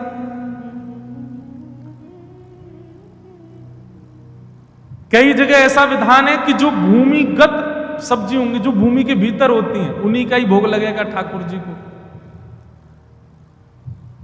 अनेक अनेक विधा हैं। जहां आचार्यों ने इतना ध्यान रखा, प्राचीन परंपराओं का इतना भाव रखा, हमको थोड़ा भाव तो रखना चाहिए। कम से कम विदेशी सामग्री का भोग नहीं लगाओ ठाकुर जी को। ठाकुर जी को केवल अपने, कई लोग जन्माष्टमी पर ठाकुर जी के आगे केक काट देते हैं, ठाकुर जी कहते हैं कहा वाला ले आयो पतो ही ना। अरे हमारे अनुकूल हमारे भाव की वस्तु दो। सामग्री खूब बनाओ, पर जितना हो सके भारतीय व्यंजन ठाकुर जी के लिए बनाओ। अब जितना विस्तार आप कर सको अच्छा है।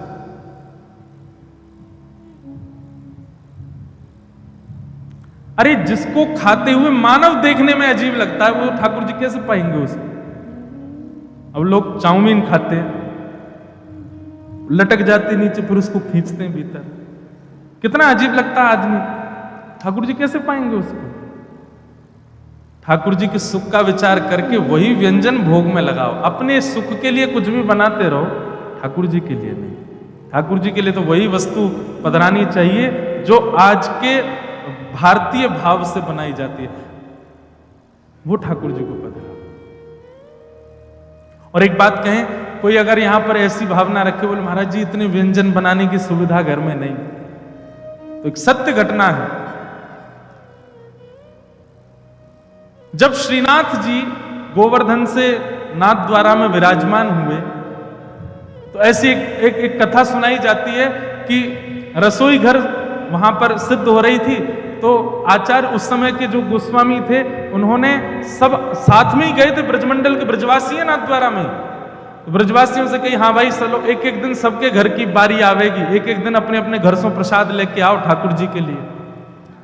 तो मंदिर से बर्तन दिए जाते थे, और जितने बर्तन दिए गए कम से कम भर के आने चाहिए सबके घर से, बनाओ सामग्री ठाकुर जी के भोग के लिए। सबका सौभाग्य होता था कि हमारे घर की सामग्री ठाकुर जी को भोग लगेगी। एक परिवार बड़ा अकिंचन परिवार, ज्यादा सामग्री नहीं, कुछ व्यवस्था नहीं थी, और उनके यहां थाली आई, तो थाली देख करके, कटोरियां देख के, बड़े बड़े थाल, बड़े बड़े कटोरा देख के सुखी तो बड़े हुए, लेकिन रोने लगे, कैसे करें, हम पे तो इतनी सामग्री नहीं कि हम एक कटोरा भर के भेज दें, ये थाल भर के कैसे भेजें। तब उन्होंने आचार्य जो उस समय के विराजते थे उनसे जाके प्रार्थना की, भगवान आज हमारे कितना बड़ा सौभाग्य कि हमारे घर श्री जी बाबा की थाली आई, पर हम कैसे भर के भेजें। तब आप श्री ने महाप्रभु श्री वल्लभाचार्य जी का स्मरण करके आज्ञा की कि महाप्रभु जी कहते हैं प्रत्यक्ष सेवा से भी ज्यादा अधिक ठाकुर जी मानसी सेवा को स्वीकार करते हैं। आपके घर में अगर सामग्री नहीं है तो मन में भावना शुद्ध करके, मन में एक एक सामग्री को निर्माण करके और पात्रों का स्पर्श करके उस सामग्री को पात्रों में पधराते जाओ। महाराज वो भक्त सब सामग्री पात्र लेकर के आए, पात्रों को धो करके अपने सामने रखा, अब सामग्री अपने हृदय में बना रहे हैं। सुंदर लकड़ी चेताई है, कंडे लगाए हैं, ऊपर चूल्हा पे एक पात्र रख दिया है, पात्र में अब घी डाल दिया, आहा सुगंधी आ रही घी की, और घी की सुगंधी में बढ़िया छौंक लगाए, और छौंक लगा करके सामग्री डाली, टमाटर डाले, जे डालो, वो बढ़िया साग बन गयो, साग लेकर के एक पात्र में पधरा दियो। अब दूसरे पात्र में खीर बनाई है, खीर बना करके एक पात्र में पधरा दे। अब ठाकुर जी को बढ़िया हाथ की रोटी बनाई है, बाजरे की रोटी बनाई है, सब मन में चिंतन करते जा रहे हैं, और बाहर प्रत्यक्ष जो थाल आए हैं उनका केवल स्पर्श करते जा रहे हैं। हाँ ये सामग्री इसमें, ये चटनी इसमें, अचार इसमें, कड़ी इसमें, खीर इसमें, मिष्ठान इसमें, दूध भोग की सामग्री इसमें, और सब भाव इतने शुद्ध मन से, इतने भाव से व्यवस्थित किए।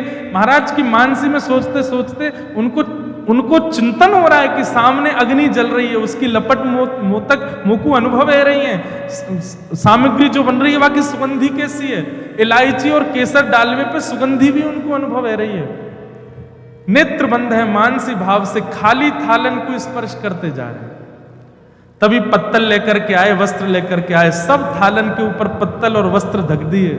घर के सब लोगों से कही अपने अपने कंधा पे उठा करके सामग्री ले चलो भोग के लिए। खाली थाल हैं देखने पर सब लोग पत्तलन में भर भर करके और सब खाली खाली बर्तनन को लेके मंदिर में गए,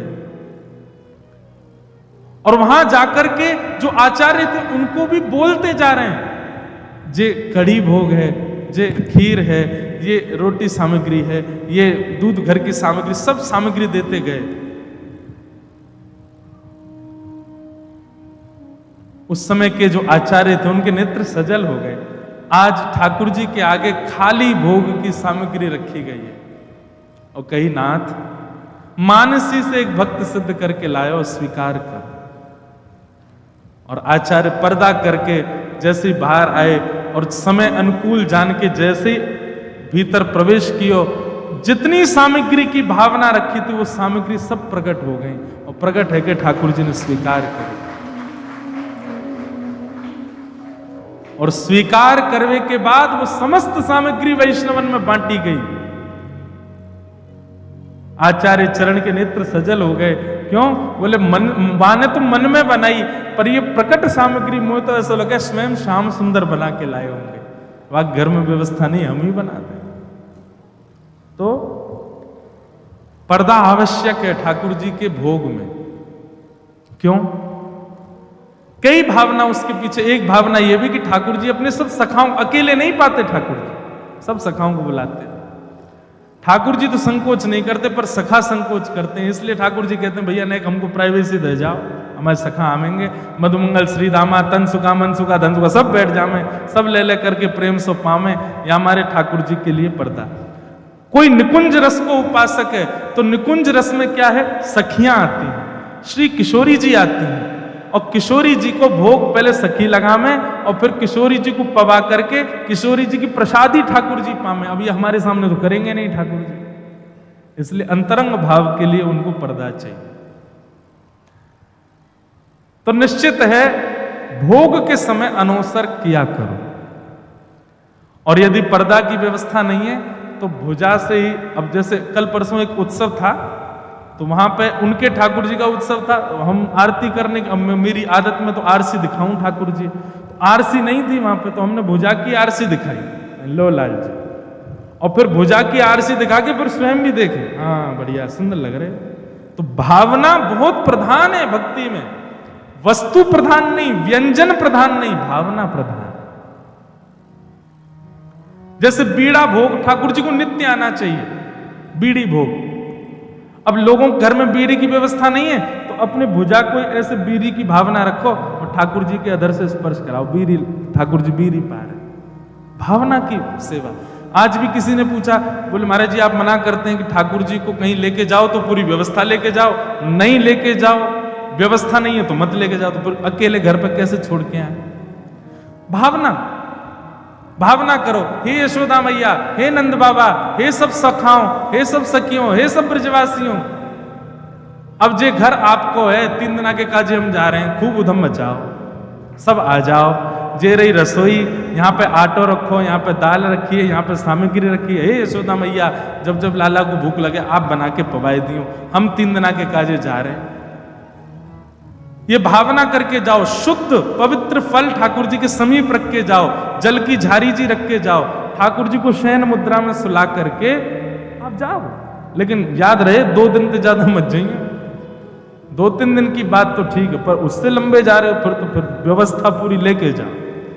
3 दिन तक 2 दिन तक तो ऐसी सेवा आप मानसिक करके, लेकिन विश्वास पूर्ण होना चाहिए, चाहे कहीं गए हो आप, समय समय पर आपको याद आनी चाहिए कि हाँ अब ठाकुर जी का भोग बनना होगा, अब ठाकुर जी राजभोग कर रहे होंगे, अब ठाकुर जी की शयन की व्यवस्था है गई होगी, यशोदा मैया सुवा रही होंगी, ये चिंतन मन में रहना चाहिए, तभी आपकी सेवा वहां चल रही होगी।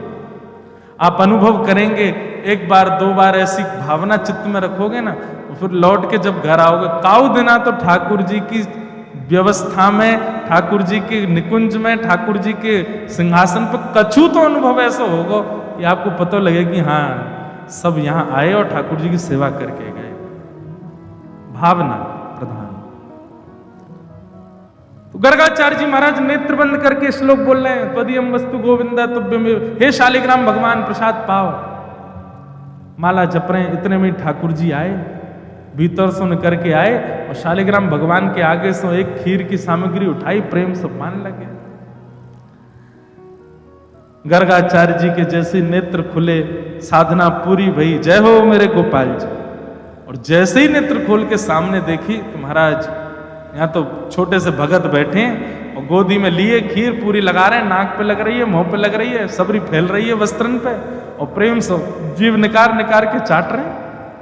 और गर्गाचार्य जी जब उनको देखने लगे तो ठाकुर जी अपनी झूठे हाथ से ऐसे हाथ कर रहे हैं, लो बाबा तुम पाओ। गर्गाचार्य जी पहले तो मुस्कुराए, मैया ए तेरो लाला तो बड़ो उद्यमी, देखियो मेरे ठाकुर जी को भूख झूठो कर दियो, हंस रहे थे। मैया बोली क्षमा करियो बाबा, मैं फिर से खीर की सामग्री आप फिर बना लो। ठाकुर जी को उठा करके भीतर, ठाकुर जी मन में सोचने लगे मैया पात्र तो संग में ही दे देती, नेके ही पायो पूरा पाले, तो ठाकुर जी भीतर छोड़ दिए। बलराम जी बोले कैसी लगी लाला खीर? बोले बढ़िया ही जोर की, लेकिन बाबा बड़ो खतरनाक है, मैया तो शिकायत कर दे बुला बुला के। कोई बात ना लाला, तू तो भक्त वत्सल है। अब दूसरी बार खीर बनाई, फिर से भोग लगा, जय हो ठाकुर जी क्षमा करियो, छोटे बालक ने आपको भोग झूठो कर दियो, अब के पाओ त्वदीयम वस्तु गोविंद। ठाकुर जी तो फिर खड़े है गए, दाऊ दादा देख ले, फिर बुला रहा हूं मैं। लाला तू चलो जा। बोले जाने मैया को बुलाया, तो बोले मैया बुलावे तो तू पूतना वाले हाथ दिखाई दियो। ना ना पूतना वाले हाथ तो ना दिखाऊंगा, मेरा नामकरण करवे आयो है। ठाकुर जी गुटमुन गुटमुन गुटमुन चल के बाहर आ गए, फिर से खीर को पात्र उठा के पान लगे। गर्गाचार्य जी के नेत्र खुले, तो अब के तो गर्गाचार्य जी को क्रोध आ गया। अरे यशोदा पहले ही मना कर दे भैया, अगर तेरे घर में हमारे ठाकुर जी भूखे रहेंगे तो हम कहीं और चले जाएं, देख तेरो लाला बार बार झूठो कर जाए। यशोदा मैया आई, चरणन में गिर गई, बाबा क्षमा कर दो, लाला छोटो नटखट बहुत है। मैया ने ठाकुर जी पकड़ के कमरा में बंद कर दिए, अब के निकर के नहीं आवे को बाहर। गर्गाचार्य जी तीसरी सामग्री बना रहे हैं और बीच बीच में खिड़की की ओर देखते जा रहे हैं। खिड़की पे लदे भाई ठाकुर जी गर्गाचार्य जी को देख रहे हैं। बोले अब क्या बोला दारी के तो बताऊं मैं। गर्गाचार्य जी बहुत सुंदर भाव लगता है। गर्गाचार्य जी ने तीसरी खीर बनाई, अपने ठाकुर जी को पधराई। जय जय अब की बार नहीं आवे वो बालक कमरा में, आप तो प्रेम से पाओ। हे शालिग्राम भगवान त्वदीयम वस्तु गोविंद तुभ्यम एव समर्पयेत्। ठाकुर जी तो नीचे उतर करके आए, किवाड़ विवाड़ खोल करके बाहर निकल आए। और अब तो क्रोध में ही है, भौं चढ़ी हुई है ठाकुर जी की। और थाल में से खीर को पात्र उठा के गोद में बैठ गए और अब तो आवाज कर करके खाने लगे कि इनकी आंख खुले। और जैसे ही पान लगे गर्गाचार्य जी ने पकड़वे के काजे समझ गए, बोले बालक आ गया। जैसे ही नेत्र खोले और पकड़नी चाहिए, नन्हे से गोपाल जी की 4 भुजा प्रकट है गई। 2 भुजान से तो खीर को पात्र पकड़ रखो है और 2 भुजान से ठाकुर जी एक एक भुजा में खीर भर भर के दोनों भुजान से पा रहे हैं। और एक भुजा से स्वयं पा रहे हैं, दूसरी भुजा से गर्गाचार्य जी की दाढ़ी में लगा रहे हैं। ले गर्गाचार्य जी के नेत्र सजल हो गए। जय हो परब्रह्म परमात्मा परमेश्वर, मैं आपके रूप को पहचान नहीं पाया। भगवान बोले गर्गाचार्य जी हमने आपको अपना रूप इसलिए दिखाया, आप त्रिकाल दृष्टि हो, आप त्रिकालदर्शी हो। आप हमारे कल जन्म कुंडली देखते, हमारे ध्यान करते तो आपको पता ही चल जाना था कि मैं परब्रह्म हूं। लेकिन मैया को मत बताना। गर्गाचार्य जी बोले नहीं बताएंगे। और दूसरे दिन श्री नंद भवन में ठाकुर जी के नामकरण की विधा आई, नामकरण का समय आया। हमारे आचार्यों ने गाया, एक एक लीला गाई गई है, एक एक लीला का सुंदर पद है।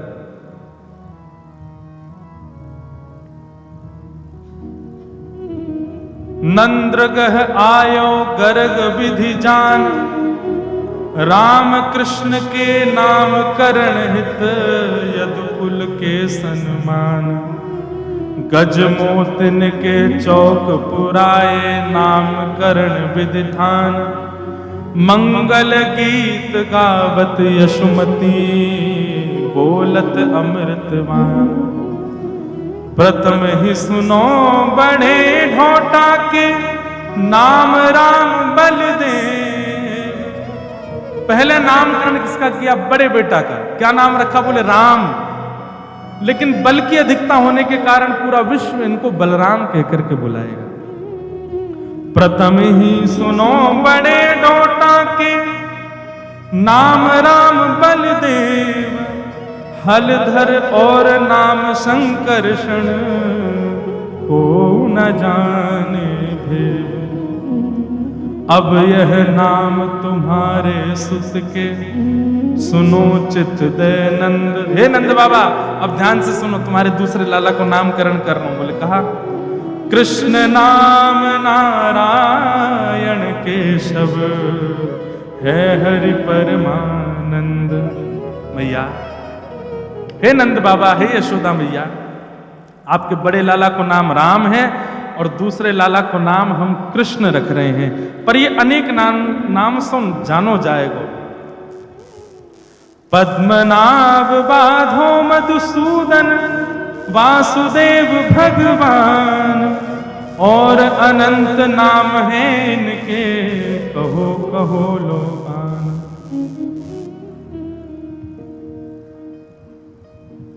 गर्गाचार्य जी ने नामकरण किया। नंद सुवन त्रिभुवन के ठाकुर, तिनके नाम धराए। परमानंद प्रभु अखिल लोकपति, गोप वेश धर धाय। बड़े बालक का नाम राम और छोटे बालक का नाम कृष्ण रखा गया। भागवत जी में वर्णन आता है कि भगवान के वर्ण के ऊपर नाम रखा गया। केसर तिलकम कृष्ण वरणम, केसर तिलकम कृष्ण राधा रमणम। हरे हरे राधा रमणम। जन प्रिय बाल मुकुंदम राधा रमण हरे हरे राधा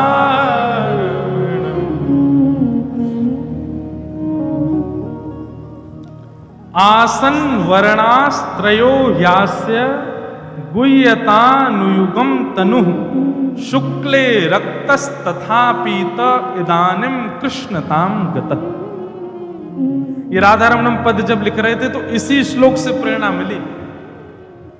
केसर तिलक तो राधारमण जी लगाते हैं, वर्ण कैसा बोले कृष्ण वर्णम, क्योंकि यहां पर श्री गर्गाचार्य जी ने वर्ण से ही ठाकुर जी का नाम कृष्ण रखा है। कृष्ण वर्ण मतलब कॉम्प्लेक्शन, ठाकुर जी का अंग का वर्ण कैसा है, कृष्ण है। कृष्ण का मतलब काला नहीं होता। एक बात हमारी बहुत ध्यान से सुनिएगा, आप बिहारी जी को देखो, राधा वल्लभ जी को देखो, राधा रमण जी को देखो, निहारते निहारते अगर वे श्याम ही दिख रहे हैं, काले ही दिख रहे हैं, तो समझो अभी दर्शन ना है भाई आपको। कुछ परिवर्तन दिखेगा। हमने अनुभव किया है, हम आपको भी बता रहे हैं। 9 तपा आते हैं जून के महीना में, 9 तपा आते हैं, मतलब वो 9 दिन भयंकर गर्मी होती है। तो ठाकुर जी को कम वस्त्र धारण कराए जाते हैं। वृंदावन में तो हमारे राधा रमण जी हैं जो न कम ही पहने, कभी तो बस एक कॉपीन पहन के ही आ जाएं बस। श्रीनाथ द्वारा में भी ठाकुर जी को केवल बहुत कम वस्त्र धारण कराए जाते हैं, अंग का दर्शन होता है। जब आप अंग को गौर से देखेंगे ना ठाकुर जी के, तो आपको अनुभव होगा। नाथ द्वारा में तो हमको हुआ गौर वर्ण का, कुछ लाल लालिमा से दिखी श्री ठाकुर जी में। तब एक आचार्य भी वृंदावन की आज्ञा कर रहे हैं कि भैया ठाकुर जी यदि श्याम ही दिख रहे हैं, ठाकुर जी कारे ही दिख रहे हैं, तो समझो अभी आपके दर्शन में कोई चूक है, भजन में कोई चूक है। लेकिन यदि दर्शन करते करते ठाकुर जी श्याम नहीं, आपको कृष्ण वर्ण के दिखे, कछु अलग ही कांति सी दिखे, कारे भी नहीं है लेकिन प्रकाश भी पूरा दे रहे हैं, तब समझो कि हाँ अब ठाकुर जी दिखे। श्याम वर्ण के दिख रहे हैं, कारे दिख रहे हैं, तो मतलब अभी ठाकुर जी ने आवरण को दर्शन कराया, अपने मूल रूप को दर्शन नहीं करा रहे हैं। ठाकुर जी मूल भाव से कार्य नहीं। कृष्ण वर्ण क्यों? कृष्ण वर्ण कैसा है? ना कारे हैं, ना नीले हैं, ना सांवले हैं, कछु अलग ही वर्ण है। ठाकुर आज तक पूरा ब्रह्मांड नहीं खोज पाया कृष्ण वर्ण है कैसा। वो जाकू दिखे हैं वही को पता है कि कृष्ण वर्ण है कैसा। नारद जी तो कहते हैं कि इस वर्ण का कभी कोई चित्रकार इसको बना नहीं सकता, कोई वर्णन करता इसका वर्णन कर नहीं सकता, वो कृष्ण वर्ण है। इसलिए वर्ण के कारण मैया मैं आपके लाला का नाम कृष्ण रखता हूं। ये तो वर्ण के ऊपर नाम हुआ, फिर ठाकुर जी के नाम के और भी कई अर्थ बताए गए। ठाकुर जी के नाम के और भी कई अर्थ बताए। जो कर्षतीत कृष्ण, कर्षण करे वो कृष्ण है। इस प्रकार भगवान के क्या है रो भैया, ये सुंदर सुंदर भावों से नाम कृष्ण बताए गए। मैया आपके लाला के बहुत सारे नाम होंगे, बहुनि संति नामानि। इस प्रकार भगवान का नामकरण हुआ, तो भगवान का नाम रखा गया कृष्ण। बोलो बाल कृष्ण लाल की। अब ठाकुर जी 1 बरस के है गए। मैया ने मन में विचार करी, बोले लाला को नामकरण तो है गए, अब या को कर्ण भेदन संस्कार और करो, कान छेदन करो। ऐसी हमारी शास्त्रों में आज्ञा है, 16 संस्कारों में भी कर्ण छेदन संस्कार आता है, कान छिदवाना चाहिए छोटे छोटे बालकों का। अब उसकी पूरी विधा तो शास्त्रों में बड़ी अद्भुत बताई है। ठाकुर जी के कर्ण छेदन का समय आया, सब ब्रजवासी जुड़े, सब आनंद में भरे हैं। यमन एक सुंदर पद है, कर्ण छेदन, बड़ा सुंदर पद है।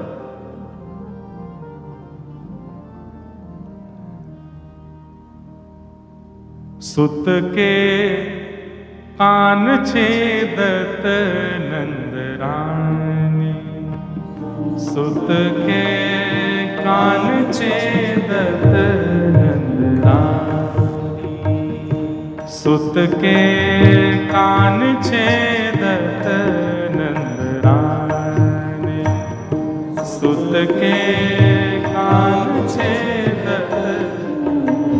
बहुत भाव से सुनियो, ये प्रथम बारी कह रहे हैं कर्ण भेदन लीला ठाकुर जी की।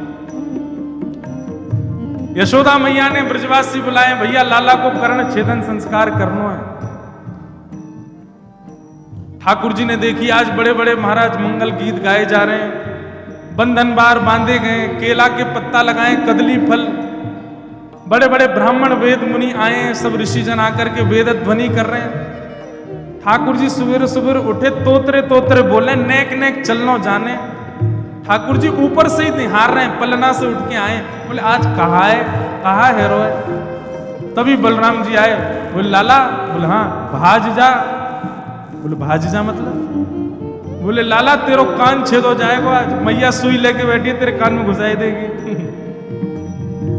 सूची देख भागे नंद नंदन, सूची देख भागे नंदन, सूची देखत भागे चले हरि, सूची देखत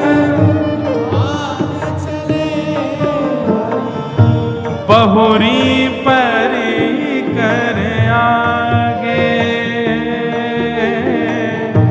बहुरी पकड़त आगे,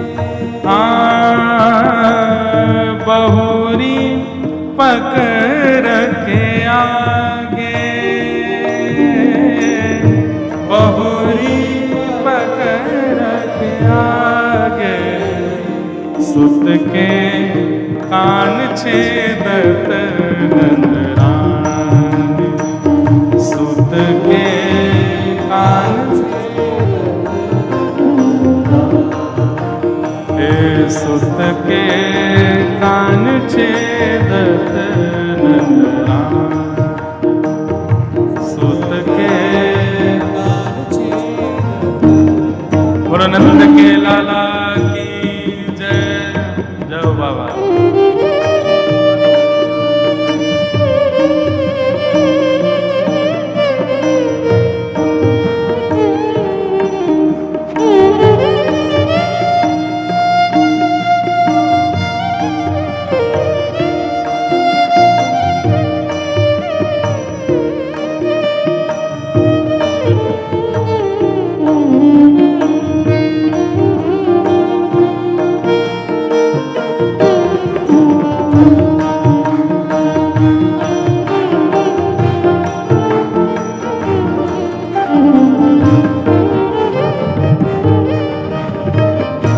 ठाकुर जी भाज गए महाराज सुई देख करके। वो कहाँ भाज गए? ऊपर भाज गए।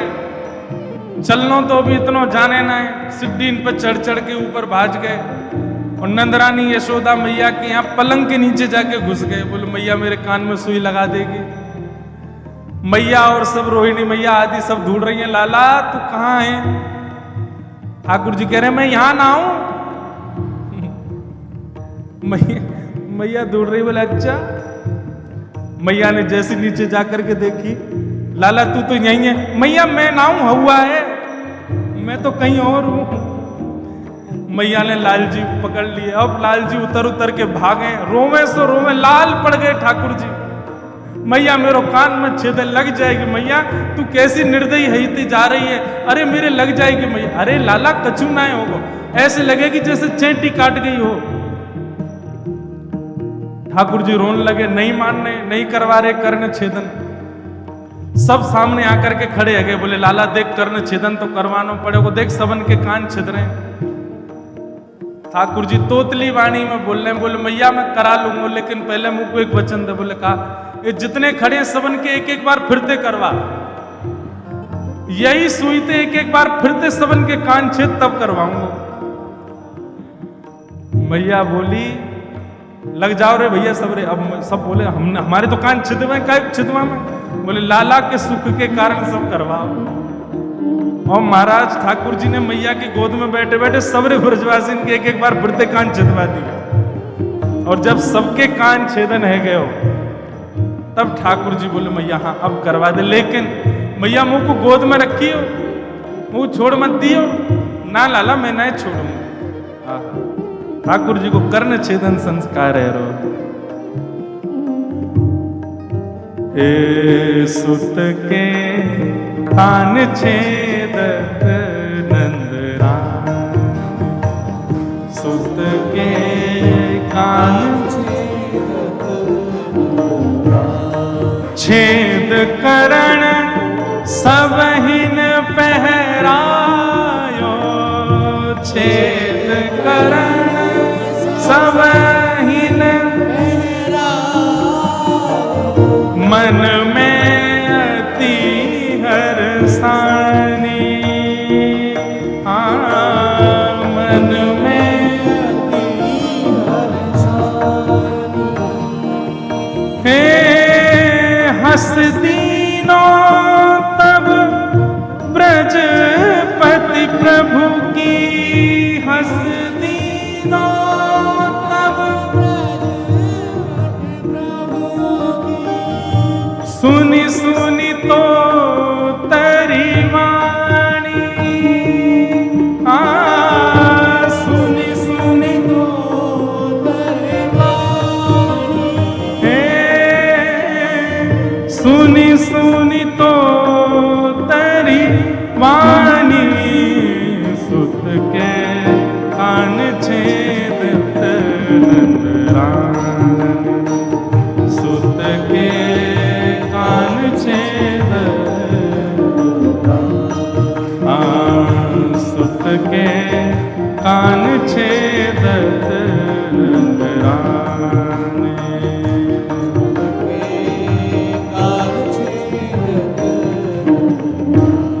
ठाकुर जी ने छेद करण सबहिन पहरायो, मन में अति हर्षानी। जब सबके कान छिद गए ठाकुर जी खूब खुश है गए, और खूब खुश है के बोले हाँ भैया अब करवाए दो मेरो भी, अब कम से कम अकेले पीड़ा तो नहीं होगी, हम तो डूबेंगे सनम तुमको ले डूबेंगे, कम से कम कान में दर्द होगा तो सबन के होगा ना, अकेले मेरे नहीं होगा।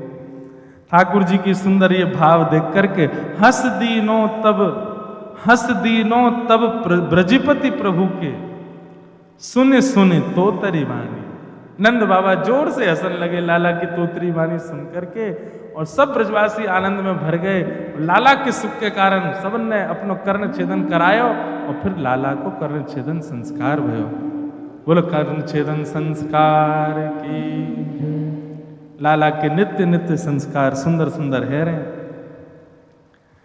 सूची पढ़ी दीन द्विज धर देवा, जाते पीर न होई कर्ण को हम करहीं तब सेवा। एक पद ऐसा आया, सब कह रहे हैं बोले लाला जाते तेरे दर्द नेको नहीं होगो, हम तो कुछ सौगंध खा के कह रहे हैं, और यदि भई तो तू चिंता मत के, हम सब तेरी सेवा करेंगे, जो तू कहेगो सब करेंगे। कहत यशोदा द्विजवर देवा, तुम मन भाषो कहिए, गोकुल के प्रतिपालन लायक नंद गोप के रहिए। ऐसे सुख अपने दृग देखो सकल संपदा बाढ़ी, याते कहाँ अधिक चाहियत है अष्ट महासिद्धि दाढ़ी।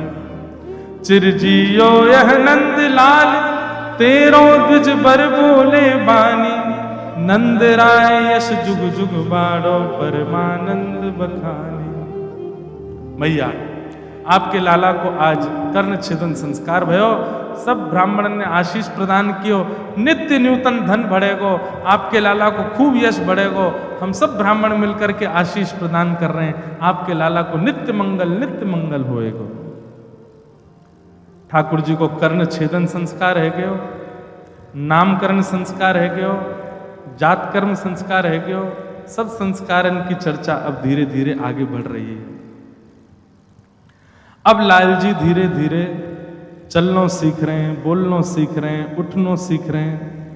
और इन सब भावन को सब ब्रजवासी देख करके आनंदित है रहे। नन्हे से लालजी मैया की उंगली पकड़ करके धीरे धीरे चलवे की गति सीख रहे हैं। और गति से कैसो चलो जाए। छोटे छोटे चरण कमलन से मणिमंडित आंगन में जैसे ठाकुर जी घूमे, आकाश से देख करके समस्त देवी देवता यशोदा मैया के चरणन की बलैया ले में, यशोदा तेरे भाग्य की कही ना जाए। क्यों? बोले नारायण साक्षात तेरे हाथन से, पूरा विश्व जिनकी कृपा से चलनो सीखे, वो तेरे हाथन से चलनो सीख रहे हैं, वो तेरे कहावे से बोलवो सीख रहे हैं। ऐसी मधुर मधुर लीला ठाकुर जी ब्रजमंडल में कर रहे हैं। मैया की गोद में नेक्स्ट से लाल जी हैं। कभी कभी मैया अकेले छोड़ के लाल जी को दूर खड़ी है जाए छुप के कि अब लाला कहा करेगो, तब ठाकुर जी कछु लीला करें, उनको देख करके यशोदा मैया अति आनंदित है जाए। ऐसी ठाकुर जी की बाल लीला चल रही है। एक मधुर भाव हमारे ठाकुर जी के नृत्य को चंद्र सखी जी वर्णन करें। मैया ताल देवे और वह ताल को सुनकर के ठुमुक ठुमुक करके ठाकुर जी आंगन में नृत्य कर रहे हैं। सुंदर स्वरूप है। नाचे नंद लाल नचावे हरि की मैया, नाचे नंद लाल नचावे नाचे नंद लाल नचावे हरि की मैया, नाचे नंद लाल नचावे हरि की मैया, नचावे हरि की मैया, नचावे प्रभु की मैया, नचावे हरि की मैया, नचावे हरि की मैया, नचावे प्रभु की मैया, नचावे हरि की मैया, नचावे प्रभु की मैया। नाचे नंद लाल नचावे हरि की मैया, नाचे नंद लाल नचावे हरि की मैया। दूध न पीवे लाला, दही हूँ न खावे, दूध न पीवे लाला, दही हूँ न खावे, दूध न पीवे लाला, दही हूँ न खावे, दूध न पीवे लाला, दही हूँ न खावे। ओ माखन मिश्री को बड़ो रे खवैया, माखन मिश्री को बड़ो रे खवैया। नाचे नंद लाल नचावे यशोदा मैया, नाचे नंद लाल नचावे हरि की मैया, नाचे नंद लाल नचावे हरि की मैया, नाचे नंद लाल नचावे हरि बलनंद के लाला की।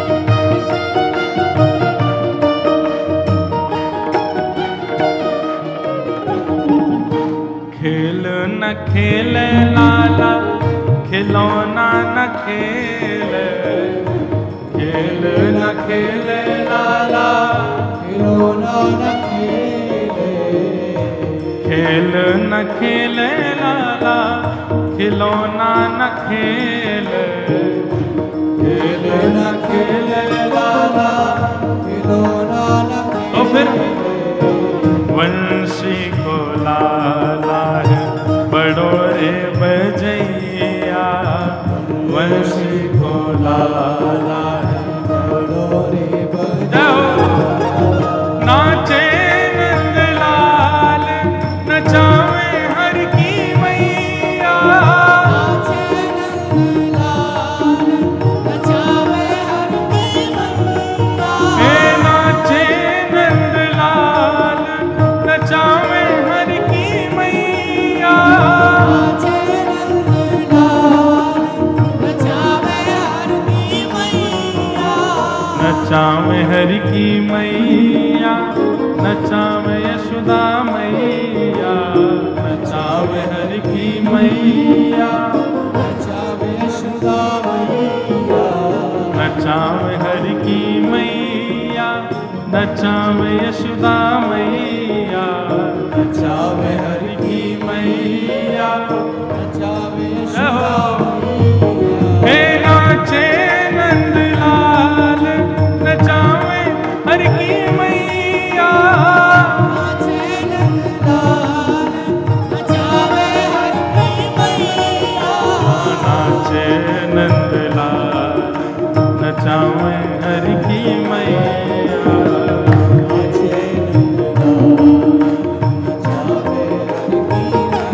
और पगड़ी न पहने लाला स्वाफा न बांधे, पगड़ी न पहने लाला स्वाफा न बांधे, पगड़ी न पहरे लाला स्वाफा न बांधे, पगड़ी न पहरे लाला स्वाफा न बांधे, पगड़ी न पहरे लाला स्वाफा न बांधे, पगड़ी न पहरे लाला स्वाफा न बांधे। तो फिर क्या करे, मोर मुकुट को है बड़ो रे पहरैया, मोर मुकुट को है बड़ो रे पहरैया, हे नाचे नंदलाल नचावे हर की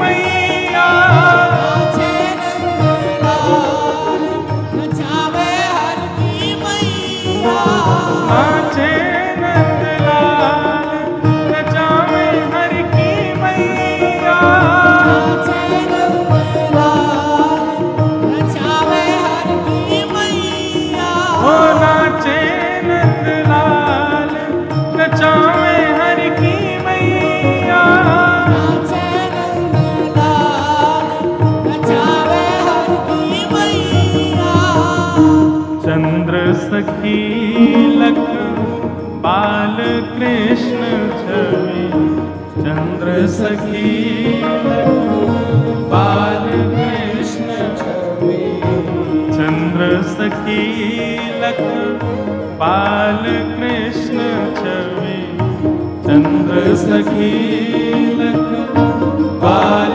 कृष्ण छवि, हंस हंस कर लगावे यशोदा मैया, हंस हंस लगावे यशोदा, हे नाचे नंदलाल नचावे हर की मैया, नाचे नंदलाल नचावे हर की मैया, नाचे नंदलाल नचावे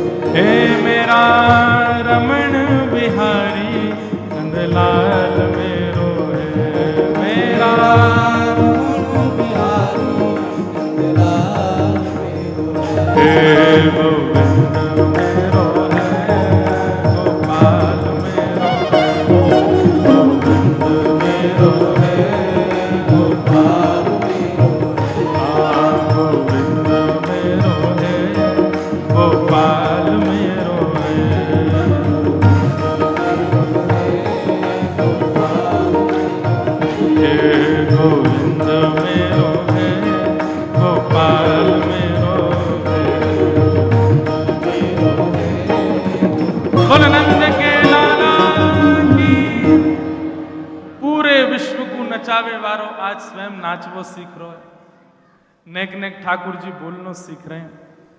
अब मैया ने सबसे पहले लाला को, नेक ध्यान से बैठ जाओ सब लोग, बालकों नेक बैठ जाओ। ठाकुर जी कम पढ़ रहे हैं कि तुम उधम मचाओगे यहाँ, ठाकुर जी मचान दो। तो महाराज अब मैया ने ठाकुर जी को याद करा दियो, कहा लाला जी कहा है? ठाकुर जी बोले मैया कहा है? बोले ये नाक है। अब मैया जब भी कहें लाला तेरी नाक कहाँ है, सो ठाकुर जी यूं पकड़े। लाला तेरे कान कहाँ है? ठाकुर जी यहाँ पकड़े। लाला तेरे गाल कहाँ है? जेरे गाल। ले लो तेरा पेट कहाँ है? तो पेट पकड़ ले। हाथ कहाँ है? सो हाथ पकड़ ले। पाम कहाँ है? जेरे पाम।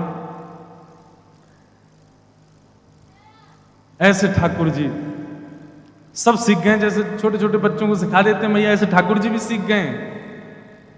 नेक बालक उनको शांत कर लो मैया है। तो अब मैया तो सब गोपीन को बुला लाई। अरे मेरो लाला तो सब जाने, कछु पूछ लो मेरे लाला तुम। सब गोपी सामने बैठ करके बोली लाला तू सब जाने। बोलो वृंदावन बिहारी लाल की, श्री राधा रमण लाल